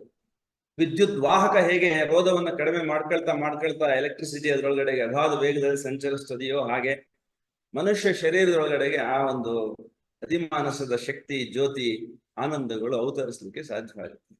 ಇದು ಅನುಭವಿಸಿ ಆನಂದಿಸಬೇಕು. ಬಿಟ್ರೆ ಕೇವಲ ಬುದ್ಧಿಯಿಂದ ಅದನ್ನ ನಾವು ಓದ್ಕೊಂಡು ಪ್ರಸ್ತಾಪ ಮಾಡಿದ್ರೆ ಪ್ರಯೋಜನ ಆಗೋದಿಲ್ಲ ಅಂತ ಹೇಳಿ ನಮಗೆ ನಿಧಾನವಾಗಿ ಅರ್ಥ ಆಗ್ತಾ ಹೋಗ್ತದೆ. ಯಾಕಂದ್ರೆ ಇಂಟೆಲೆಕ್ಚುಯಲ್ ಫಿಲಾಸಫಿ ಎಲ್ಲ ಶ್ರೀ ಅರವಿಂದ್ರ ಬದೇ ಅಷ್ಟೇ ಅಲ್ಲ, ಅದು ಸ್ಪಿರಿಚುವಲ್ ಫಿಲಾಸಫಿ. ಅದು ಅನುಭೂತಿ ತತ್ವಶಾಸ್ತ್ರ ಅನ್ನೋದು ಅನುಭೂತಿಯಿಂದಲೇ ನಮಗೆ ವೇದ್ಯವಾಗುತ್ತೆ. ಅದಕ್ಕೆ ನಾವು ಪಾತ್ರವಾಗಿರ್ಬೇಕು, ಅರ್ಹವಾಗಿರ್ಬೇಕು. ನಮ್ಮ ದೇಹಗಳಲ್ಲಿ, ನಮ್ಮ ಪ್ರಾಣಗಳಲ್ಲಿ, ನಮ್ಮ ಮನಸ್ಸಿನಲ್ಲಿ ನಡೀತಕ್ಕಂಥ ಲೋಕ ವ್ಯಾಪಾರಗಳೇನು, ಯಾವ ಉದ್ದೇಶಕ್ಕಾಗಿ ನಡೀತಾ ಇದ್ದಾವೆ ಅನ್ನೋ ಅನುಸಂಧಾನ ನಿತ್ಯ ನಿರಂತರವಾಗಿ ನೋಡ್ತಾ ಇರ್ಬೇಕಾಗತ್ತೆ ಸಾಕ್ಷಿಯಾಗಿ. ಆಗ ದೇಹದೊಳಗಡೆಗೆ ಯಾವ ಪ್ರೇರಣೆಗಳು ಯಾಕೆ ಉಂಟಾಗ್ತವೆ, ಅದು ದಿವ್ಯ ಜೀವನಕ್ಕಾಗಿದೆಯೋ ಅಥವಾ ಲೋಕ ಜೀವನಕ್ಕಾಗಿದೆಯೋ, ಸ್ವಾರ್ಥಕ್ಕಾಗಿದೆಯೋ, ಪರಮಾರ್ಥಕ್ಕಾಗಿದೆಯೋ ಅನ್ನೋದು ವೇದ್ಯವಾಗ್ತಾ ಹೋಗುತ್ತೆ. ಸಾಕ್ಷಿ ಭಾವದೊಳಗಡೆಗೆ ದೇಹವನ್ನ, ಪ್ರಾಣವನ್ನ, ಮನಸ್ಸನ್ನು ನಾವು ತೊಡಗಿಸಿಕೊಳ್ಳಲು ಸಮರ್ಥವಾದಾಗ ಅತಿಮಾನಸದ ದೇವಗಂಗೆ ನಮ್ಮೊಳಗಡೆಗೆ ಇಳಿಬೇಕೋ ಬೇಡವೋ ಅನ್ನೋದನ್ನ ನಿರ್ಧಾರ ಅದು ಮಾಡ್ತದೆ. ಅದು ದೈವ ಅನುಗ್ರಹ. ನಾವು ಪಾತ್ರವಾಗದ ಹೊರತು, ಯೋಗ್ಯರಾಗದ ಹೊರತು ನಮ್ಮೊಳಗಡೆಗೆ ಪ್ರವೇಶಿಸ್ಲಿಕ್ಕೆ ಅದಕ್ಕೆ ಒಪ್ಪಿಗೆ ಆಗೋದಿಲ್ಲ. ಆ ಕಾರಣಕ್ಕಾಗಿ ನಿಂತು ಅವತರಿಸ್ತಾ ಇದೆ. ಯಾರು ಈ ಲೋಕದೊಳಗಡೆಗೆ, ಈ ಭೂಪಾತ್ರದೊಳಗಡೆಗೆ, ಯಾವ ದೇಹದೊಳಗಡೆಗೆ ನಾನು ಅವತರಿಸಬೇಕಾಗಿದೆ, ಯಾರು ಯೋಗ್ಯರಾಗಿದ್ದಾರೆ, ಯಾರು ಪಾತ್ರವಾಗಿದ್ದಾರೆ, ನನ್ನ ಉಪಕರಣವಾಗ್ಲಿಕ್ಕೆ ಯಾರು ಸಮರ್ಥರಿದ್ದಾರೆ ಅಂತ ಹೇಳಿ ಅದು ನಿಂತು ನೋಡ್ತಾ ಇದೆ ಅಂತ ಹೇಳಿ ನಾವು ಭಾವಿಸ್ಬೇಕು. ಅದಕ್ಕಾಗಿ one has chosen the divine has been chosen by the divine ಅಂತ ಹೇಳಿ. ಯಾರು ದೇವರನ್ನ, ಪ್ರಭುವನ್ನ ಅರಸ್ತಾರೋ ಅವರು ಮೊದಲೇ ಆರಿಸಲ್ಪಟ್ಟವರಾಗಿರ್ತಾರೆ. ಆವಾಗ ಮಾತ್ರವೇ ನಮ್ಮ ಪಾತ್ರಗಳೆಲ್ಲವೂ ಸ್ವೀಕಾರಕ್ಕೆ ಯೋಗ್ಯವಾಗ್ತಾ ಹೋಗ್ತವೆ ಅನ್ನೋದು ವಿಶೇಷ ನಮಗೆ ಅನುಭವ ಬರುತ್ತೆ. ಇದು ಯಾವಾಗ ಆಗತ್ತೆ? ಆತ್ಮ ಸಮರ್ಪಣೆ, ತನ್ನದು ಅನ್ನುವುದು ಏನಿದೆಯೋ ಅದೆಲ್ಲವನ್ನ ನಾವು ಭಗವಂತನಿಗಾಗಿ ಅಂತ ಹೇಳಿ ಸಂಪೂರ್ಣವಾಗಿ ಸಮರ್ಪಿಸಿ ಬಿಡಬೇಕು. ಅದನ್ನ ಅವರು ಸರೆಂಡರ್ ಅಂತ ಹೇಳಿ ಒಂದು ಪದ್ಯದೊಳಗಡೆಗೆ ಶ್ರೀ ಅರವಿಂದರು ಬಹಳ ಚೆನ್ನಾಗಿ ಅದನ್ನ ಹೇಳ್ತಾರೆ. ಆ ಸರೆಂಡರ್ ಅನ್ನೋ ಪದ್ಯನ ನಮ್ಮ ಕನ್ನಡ ಅನುಸ್ಪಂದ ಅಂತ ಹೇಳಿ ನಮ್ಮ ಇವರು ಪುಟ್ಟು ಕುಲಕರ್ಣಿ ಅವರು ಬಹಳ ಚೆನ್ನಾಗಿ ಮಾಡಿದ್ದಾರೆ. ಅದನ್ನ ನಾನು 1-2 ಸಾಲನ್ನ ಮಾತ್ರ ಇಲ್ಲಿ ಪ್ರಸ್ತುತಪಡಿಸಿ ಸರೆಂಡರ್ ಅಂದ್ರೆ ಹೇಗಿರುತ್ತೆ ಅಂತ ಹೇಳಿ ನಾನು ಹೇಳಲಿಕ್ಕೆ ಇಷ್ಟಪಡ್ತೀನಿ.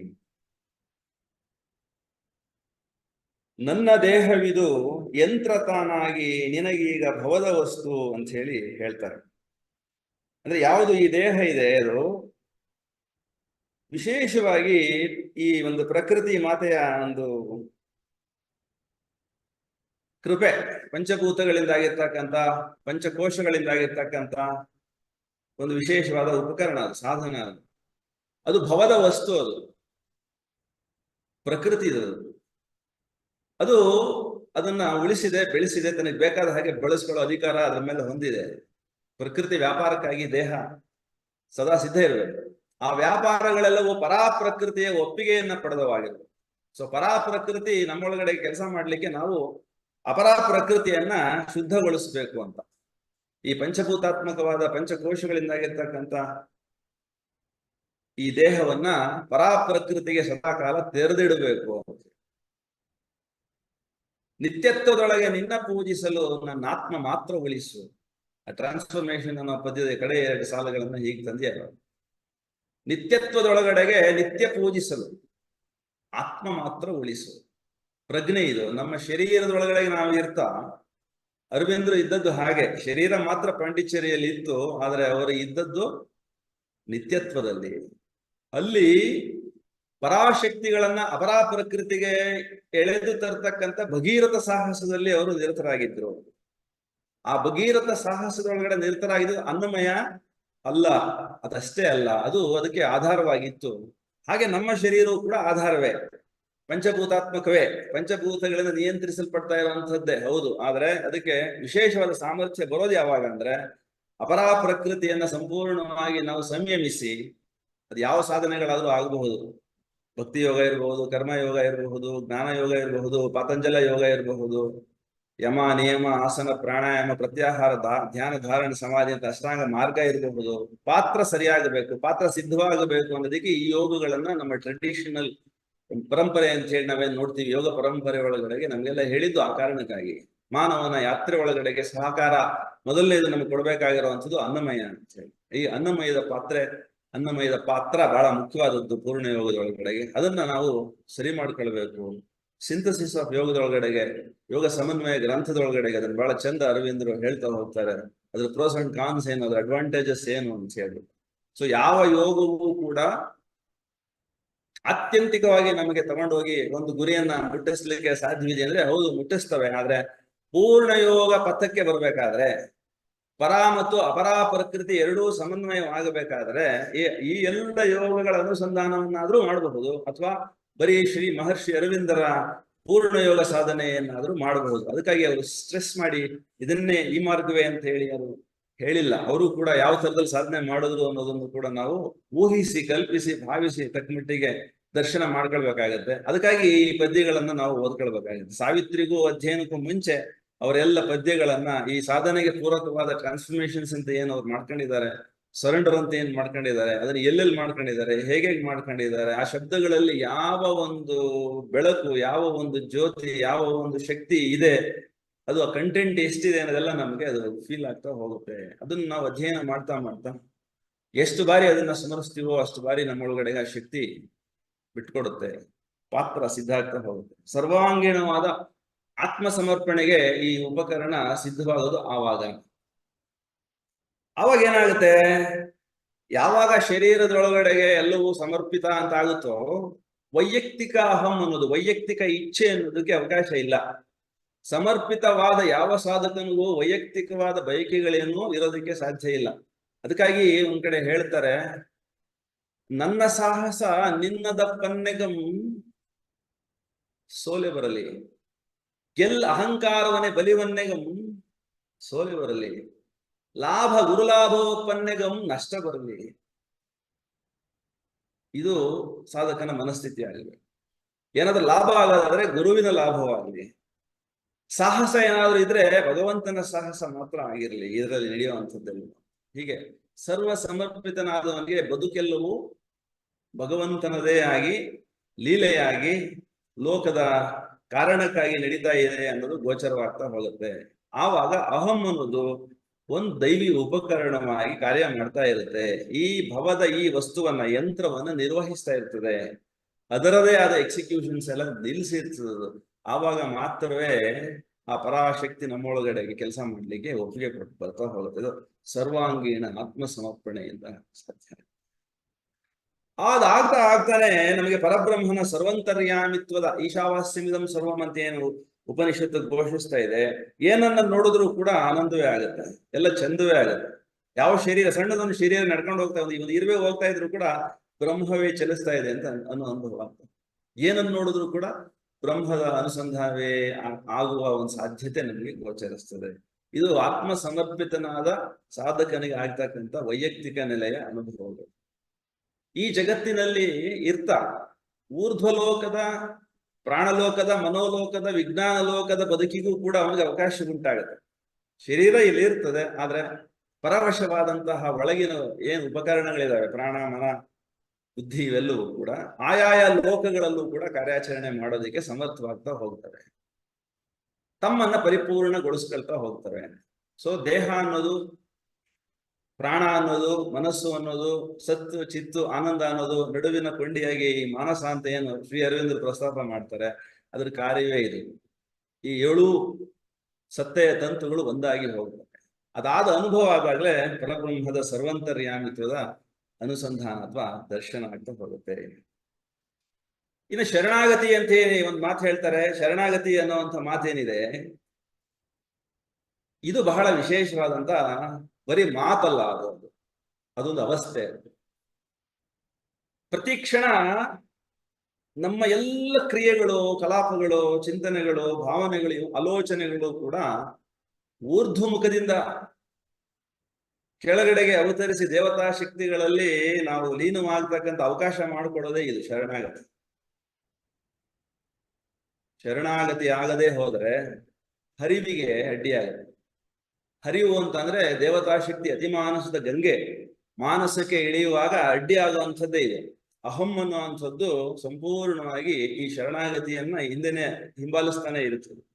ಶರಣಾಗತಿ ಪೂರ್ಣವಾಗುವವರೆಗೆ ಅಹಂ ಶರಣಾಗೋದೇ ಇಲ್ಲ. ಅಹಂ ಶರಣಾಗದೆ ಹೋದ್ರೆ ನಾವು ಶಾಂತವಾಗ್ತಾ ಹೋಗ್ತೀವಿ, ಅನಂತವಾಗಲಿಕ್ಕೆ ಅಡ್ಡಿಯೇ ಇಲ್ಲ.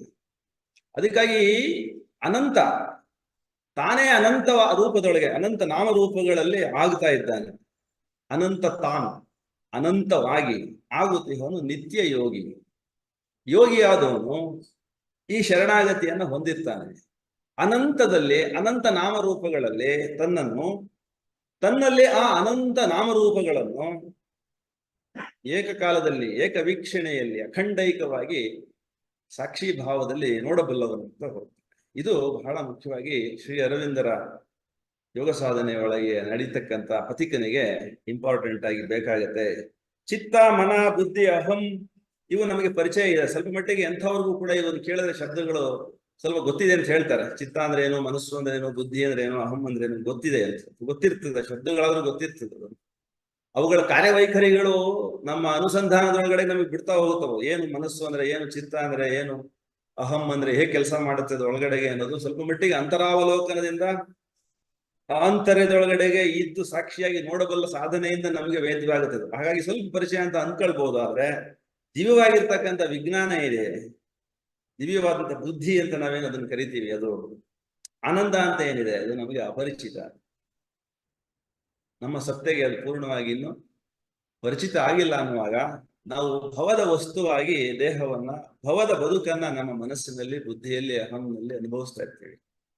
ಯಾವಾಗ ಈ ಪರಾಪ್ರಕೃತಿಯ ಕಡೆಗೆ ಈ 4 ಉಪಕರಣಗಳು ಚಿತ್ತ, ಮನಸ್ಸು, ಬುದ್ಧಿ, ಅಹಂಕಾರಗಳು ಮುಖ ಮಾಡಿ ತಿರುಗ್ತಾವೋ, ಇಂದ್ರಿಯಗಳಿಂದ ವಿಮುಖವಾಗಿ ಅಂತರಂಗದ ಕಡೆಗೆ ತಿರುಗ್ತಾ ಹೋಗ್ತಾವೋ, ಅಲ್ಲಿ ಪರಾಪ್ರಕೃತಿಯ ದರ್ಶನ ಆದಾಗ ಅದು ಶರಣಾಗತಿಯನ್ನು ಪೂರ್ಣ ಮಾಡ್ಕೊಳ್ತಾ ಹೋಗ್ತದೆ. ಸೊ ಕಾಲದೇಶಗಳಿಂದ ಆಚೆಗೆ, ನಾಮರೂಪಗಳಿಂದ ಆಚೆ ಕಡೆಗೆ ಏನಿದೆ ಆ ಪ್ರಕೃತಿಯ ಅನುಸಂಧಾನ ಮಾಡ್ಲಿಕ್ಕೆ ಯೋಗ್ಯವಾಗ್ತಾ ಹೋಗುತ್ತೆ ಪಾತ್ರ, ನಮ್ಮ ಇಡೀ ಅಸ್ತಿತ್ವ ಸತ್ತೆ. ಇದು ಬಹಳ ವಿಶೇಷ. ನಾವು ಯಾವುದಕ್ಕಾಗಿ ಒದ್ದಾಡ್ತಾ ಇದ್ದೀವಿ, ಯಾವ ಚಲನೆಗಳಲ್ಲಿ ನಮ್ಮ ಮನಸ್ಸು ಬುದ್ಧಿ ಅಹಂಕಾರಗಳನ್ನು ನಾವು ತೊಡಗಿಸಿದ್ದೀವಿ ಅನ್ನೋದನ್ನ ಸ್ವಲ್ಪ ಮಟ್ಟಿಗೆ ನೋಡ್ಬಿಟ್ರೆ ಗೊತ್ತಾಗತ್ತೆ. ಕೋ ಮೋಹ ಕಹ ಶೋಕಃ ಅಂತ ಹೇಳಿ ಒಂದು ಮಾತು ಬರುತ್ತೆ, ಅದು ಅವಸ್ಥೆ ಅದು. ನಾವು ಯಾವುದಕ್ಕೂ ದುಃಖಿಸತಕ್ಕಂತ ಕಾರಣವೇ ಇಲ್ಲ, ಎಲ್ಲವೂ ಆನಂದವೇ, ಎಲ್ಲ ಉದ್ದೇಶವೂ ಆನಂದಕ್ಕಾಗಿಯೇ. ಆನಂದೋ ಬ್ರಹ್ಮೇತಿ ವ್ಯಜನಾಥ್ ಅಂತ ಏನ್ ಹೇಳ್ತಾರೆ, ಆನಂದದಿಂದಲೇ ಬಂದಿದೆ, ಆನಂದದಲ್ಲೇ ನಡೀತಾ ಇದೆ, ಆನಂದದ ಕಡೆಗೆ ಹೋಗ್ತಾ ಇದೆ, ಮತ್ತು ಆನಂದದಲ್ಲಿ ಲೀನವಾಗ್ತಾ ಇದೆ ಅನ್ನೋದ್ರ ಅನುಭವ ಆಗ್ತಾ ಹೋಗುತ್ತೆ. ಮೋಹಕ್ಕಾಗ್ಲಿ ಶೋಕಕ್ಕಾಗ್ಲಿ ಆ ಕಾರಣಕ್ಕೆ ಆ ಕ್ಷಣಕ್ಕೆ ಶರಣಾಗತನಾದ ಜೀವನಿಗೆ, ಸಾಧಕನಿಗೆ ಅವಕಾಶ ಇರಲ್ಲ, ಅದರ ಅನುಭೂತಿಯೂ ಆಗೋದಿಲ್ಲ. ಕಳೆದ 10-12 ವರ್ಷಗಳಿಂದ ನಮಗೂ ಕೂಡ ಹೀಗೆ ಆಗ್ತಾ ಇದೆ. ಯಾವುದಕ್ಕೂ ದುಃಖಿಸಬೇಕಾದ ಪ್ರಮೇಯ ಆಗಲಿ, ಆ ಥರದ ಸನ್ನಿವೇಶಗಳಾಗಲಿ ನಿರ್ಮಾಣವೇ ಆಗಿದೆ.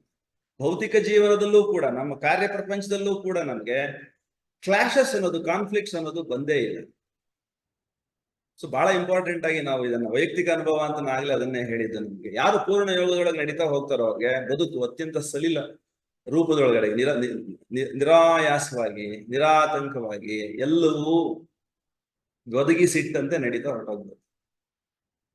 ಅದಕ್ಕೆ one who has chosen the divine has been chosen by the divine. ಅಲ್ಲಿಂದ ಮುಂದಿನ ಬದುಕು ದಿವ್ಯವೂ ಭವ್ಯವೂ ಆನಂದದಾಯಕವೂ ಆಗಿ ನಮಗೆ ಕೈಗೆ ಸಾರ್ತದದು. ಇದು ಅರವಿಂದರ, ಮಾತಾರವಿಂದರ ಶ್ರೀ ಪೂರ್ಣಯೋಗದ ಒಂದು ಪಥ. ಬ್ರಾಹ್ಮಿ ಸ್ಥಿತಿ ಯಾವಾಗಲೂ ಎಲ್ಲೋ ಇದೆ ಅಂತ ಅಲ್ಲ, ಈಗಲೇ ಇಲ್ಲೇ ಜಡದ ಅಂತರಂಗದಲ್ಲೇ ಅದು ಇದೆ, ನಿಹಿತವಾಗಿದೆ ಅನ್ನೋದು ಆ ಕ್ಷಣಕ್ಕೆ ವೇದ್ಯವಾಗುತ್ತೆ. ನಮ್ಮ ಪರಮಾಣು ಮಟ್ಟದಲ್ಲಿ, ನಮ್ಮ ಶರೀರದಲ್ಲಿ ಏನು ಪರಮಾಣುಗಳಿದ್ದಾವೆ ಆ ಮಟ್ಟದಲ್ಲೂ ಕೂಡ ಆನಂದವೇ ನಿಹಿತವಾಗಿದೆ, ಅಂತರ್ನಿಹಿತವಾಗಿದೆ ಅಂತ ವೇದ್ಯವಾಗ್ತದೆ. ಆವಾಗ ಜಡ ಇದೆಲ್ಲವೂ ಜಂಗಮ ಅನ್ನೋದು ಗೊತ್ತಾಗುತ್ತೆ. ನಾವ್ಯಾವ್ದನ್ನ ಜಡ ಜಡ ಅಂತ ಹೇಳ್ತೀವಿ, ಅದು ಚೇತನ ಅಚೇತನ ಅವಚೇತನ ಅಂತ ನಾವೇನೆಲ್ಲ ಹೇಳ್ತೀವಿ, ಅಲ್ಲೂ ಕೂಡ ಆ ಜಡದ ಅಂತರಂಗದಲ್ಲೂ ಕೂಡ ಆನಂದವೇ ಸುಪ್ತವಾಗಿ ಗುಪ್ತವಾಗಿ ಕೆಲಸ ಮಾಡ್ತಾ ಇದೆ. ಅದರದೇ ಆದ ಟ್ರಾನ್ಸ್ ಇದೆ, ಛಂದಸ್ಸಿದೆ ಅಂತ ಗೊತ್ತಾಗುತ್ತೆ. ಜಡದ ಅಂತರಂಗದಲ್ಲೂ ಕೂಡ ಶಕ್ತಿಧಾರೆ ಇದೆ, ಅಲ್ಲೂ ಒಂದು ಛಂದಸ್ ಉಂಟು. ನಮ್ಮ ಶರೀರದ ಒಳಗಡೆಗೂ ಕೂಡ ಒಂದು ಛಂದಸ್ಸು ಉಂಟು. ಅದನ್ನು ನಾವು ತುಂಬಾ ಮೌನವಾಗಿ ನಾವು ಏಕಾಂತದಲ್ಲಿ ಕೂತಾಗ ನಮಗೆ ನಮ್ಮ ಶರೀರದಲ್ಲೇ ಅಂಥದ್ದೊಂದು ಅನುಭೂತಿ ಉಂಟಾಗೋದಕ್ಕೆ ಸಾಧ್ಯವಿದೆ.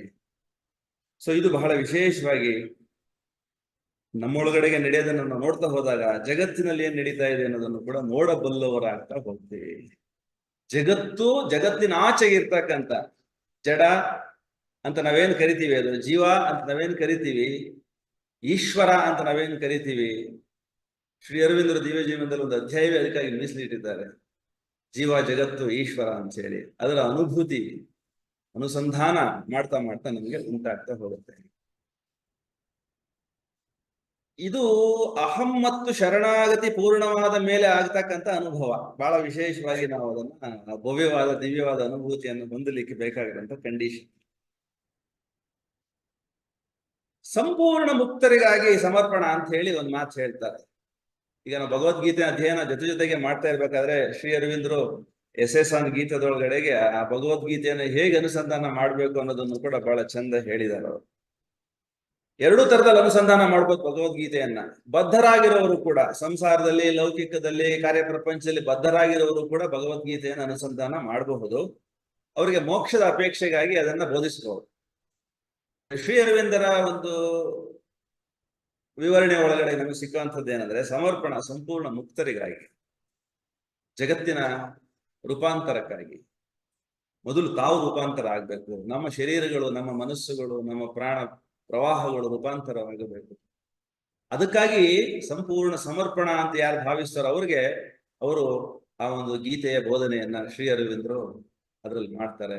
ಆನ್ ಗೀತದೊಳಗಡೆಗೆ ಅದು ಒಂದು ಮಹಾಸಾಗರ. ಮತ್ತೆ ಅದರೊಳಗಡೆಗೆ ನಾವು ಧುಮುಕಬೇಕು, ಅದರೊಳಗಡೆಗೆ ಯಥಾಶಕ್ತಿ ಕೈಕಾಲನ್ನು ಆಡಿಸಬೇಕು, ತೇಲ್ಬೇಕು.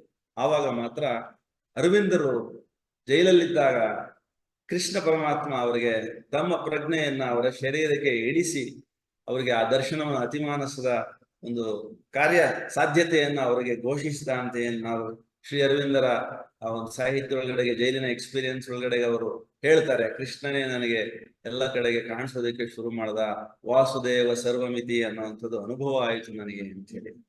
ಸೊ ವಾಸುದೇವ ಕೃಷ್ಣನೇ ವಾಸುದೇವ ಸರ್ವಮಿತಿ ಅನ್ನೋ ಅನುಭವವನ್ನ ಸಾಕ್ಷಾತ್ತಾಗಿ ಅರವಿಂದರಿಗೆ ಉಂಟು ಮಾಡಿದ್ದು ಅತ್ಯಂತ ಬಂಧನದ ಅವಸ್ಥೆ ಒಳಗಡೆ. ಬಹಳ ವಿಶೇಷವಾಗಿ ಅರ್ಥಪೂರ್ಣವಾದಂತ ಒಂದು ವಿವರಣೆಯನ್ನ ಮಾಡ್ಕೊಳ್ಬಹುದು. ಯಾರು ಭಗವದ್ಗೀತೆಯನ್ನ ಎರಡೂ ಓದ್ಬೋದು, ಬಂಧನದಲ್ಲಿರೋರು, ಲೋಕದ ವ್ಯವಹಾರಗಳಲ್ಲಿ ಮನಸ್ಸು ಬಂಧಿಯಾಗಿರೋರು ಕೂಡ ಭಗವದ್ಗೀತೆಯನ್ನು ಓದ್ಬೋದು, ಅದನ್ನು ಬಿಡಿಸ್ಕೊಳ್ಳೋದಕ್ಕಾಗಿ ಅಂತೇಳಿ. ಬಿಡಿಸಿಕೊಂಡ ನಂತರವೇನು? ಸಮರ್ಪಣೆಗಾಗಿ. ಸಮರ್ಪಣೆ ಆದ್ಮೇಲೆ ಏನ್ ಮಾಡ್ಬೇಕಾಗಿದೆ? ಲೋಕದ ವ್ಯಾಪಾರವನ್ನ ದಿವ್ಯ ಭವ್ಯವಾಗಿರ್ತಕ್ಕಂಥ ಭಗವಂತನ ಆ ಬ್ರಾಹ್ಮಿ ಶಕ್ತಿಯೊಂದಿಗೆ ಸಮೀಕರಿಸಬೇಕಾಗಿದೆ, ಸಮರಸಗೊಳಿಸಬೇಕಾಗಿದೆ. ಟ್ರಾನ್ಸ್ಫಾರ್ಮೇಶನ್, ರೂಪಾಂತರಣ ಅವತರಣದಿಂದ ಮಾತ್ರ ಸಾಧ್ಯ ಆಗುತ್ತೆ. ಅವತರಣ ಈ ತರದಲ್ಲಿ ಸಮರ್ಪಿತನಾದ ಶರೀರಗಳಲ್ಲಿ, ಮನಸ್ಸುಗಳಲ್ಲಿ, ಅವರ ಬುದ್ಧಿಗಳಲ್ಲಿ, ಭಾವಗಳಲ್ಲಿ ಸಂಭವಿಸ್ತಾ ಹೋಗ್ತಾ ಇರುತ್ತೆ. ಅದಕ್ಕಾಗಿ ಅವ್ರು ಹೇಳಿದ್ದು ಮಾನಸ ಅತಿಮಾನಸ ಕಿಳಿಯುವೆಡೆ ಅತಿಮಾನಸ, ಮಾನಸ ಕಿಳಿಯುವೆಡೆ ಮಾನಸ ಅತಿಮಾನಸಕ್ಕೆ ಏರುವೆಡೆ ಅಧಿಮಾನಸ ಮೈದೋರುವೆಡೆ ಅಂತ ಹೇಳಿ. ಸೊ ಅದು ಇಳ್ದಂಗೆ ಇದು ಏರ್ದಂಗೆ ಅಧಿಮಾನಸ ಮೈದೋರುತ್ತೆ ಅಂದ್ರೆ ಆ ಮೈ ಒಳಗಡೆಗೆ ಅದು ಫಾರ್ಮ್ ಆಗುತ್ತೆ. ನಾಮರೂಪಗಳಲ್ಲಿ ಏನ್ ನಾವು ಶರೀರಗಳಲ್ಲಿ ನೋಡ್ತಾ ಇದ್ದೀವಿ ಅಲ್ಲಿ ಅದು ಮ್ಯಾನಿಫೆಸ್ಟ್ ಆಗ್ತಾ ಹೋಗುತ್ತೆ.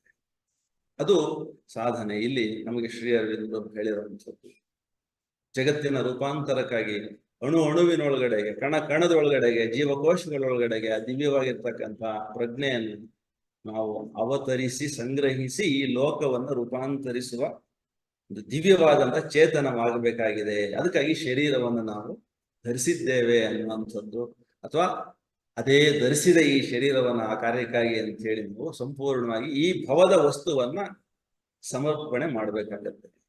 ಇದು ಬಹಳ ಇಂಪಾರ್ಟೆಂಟ್.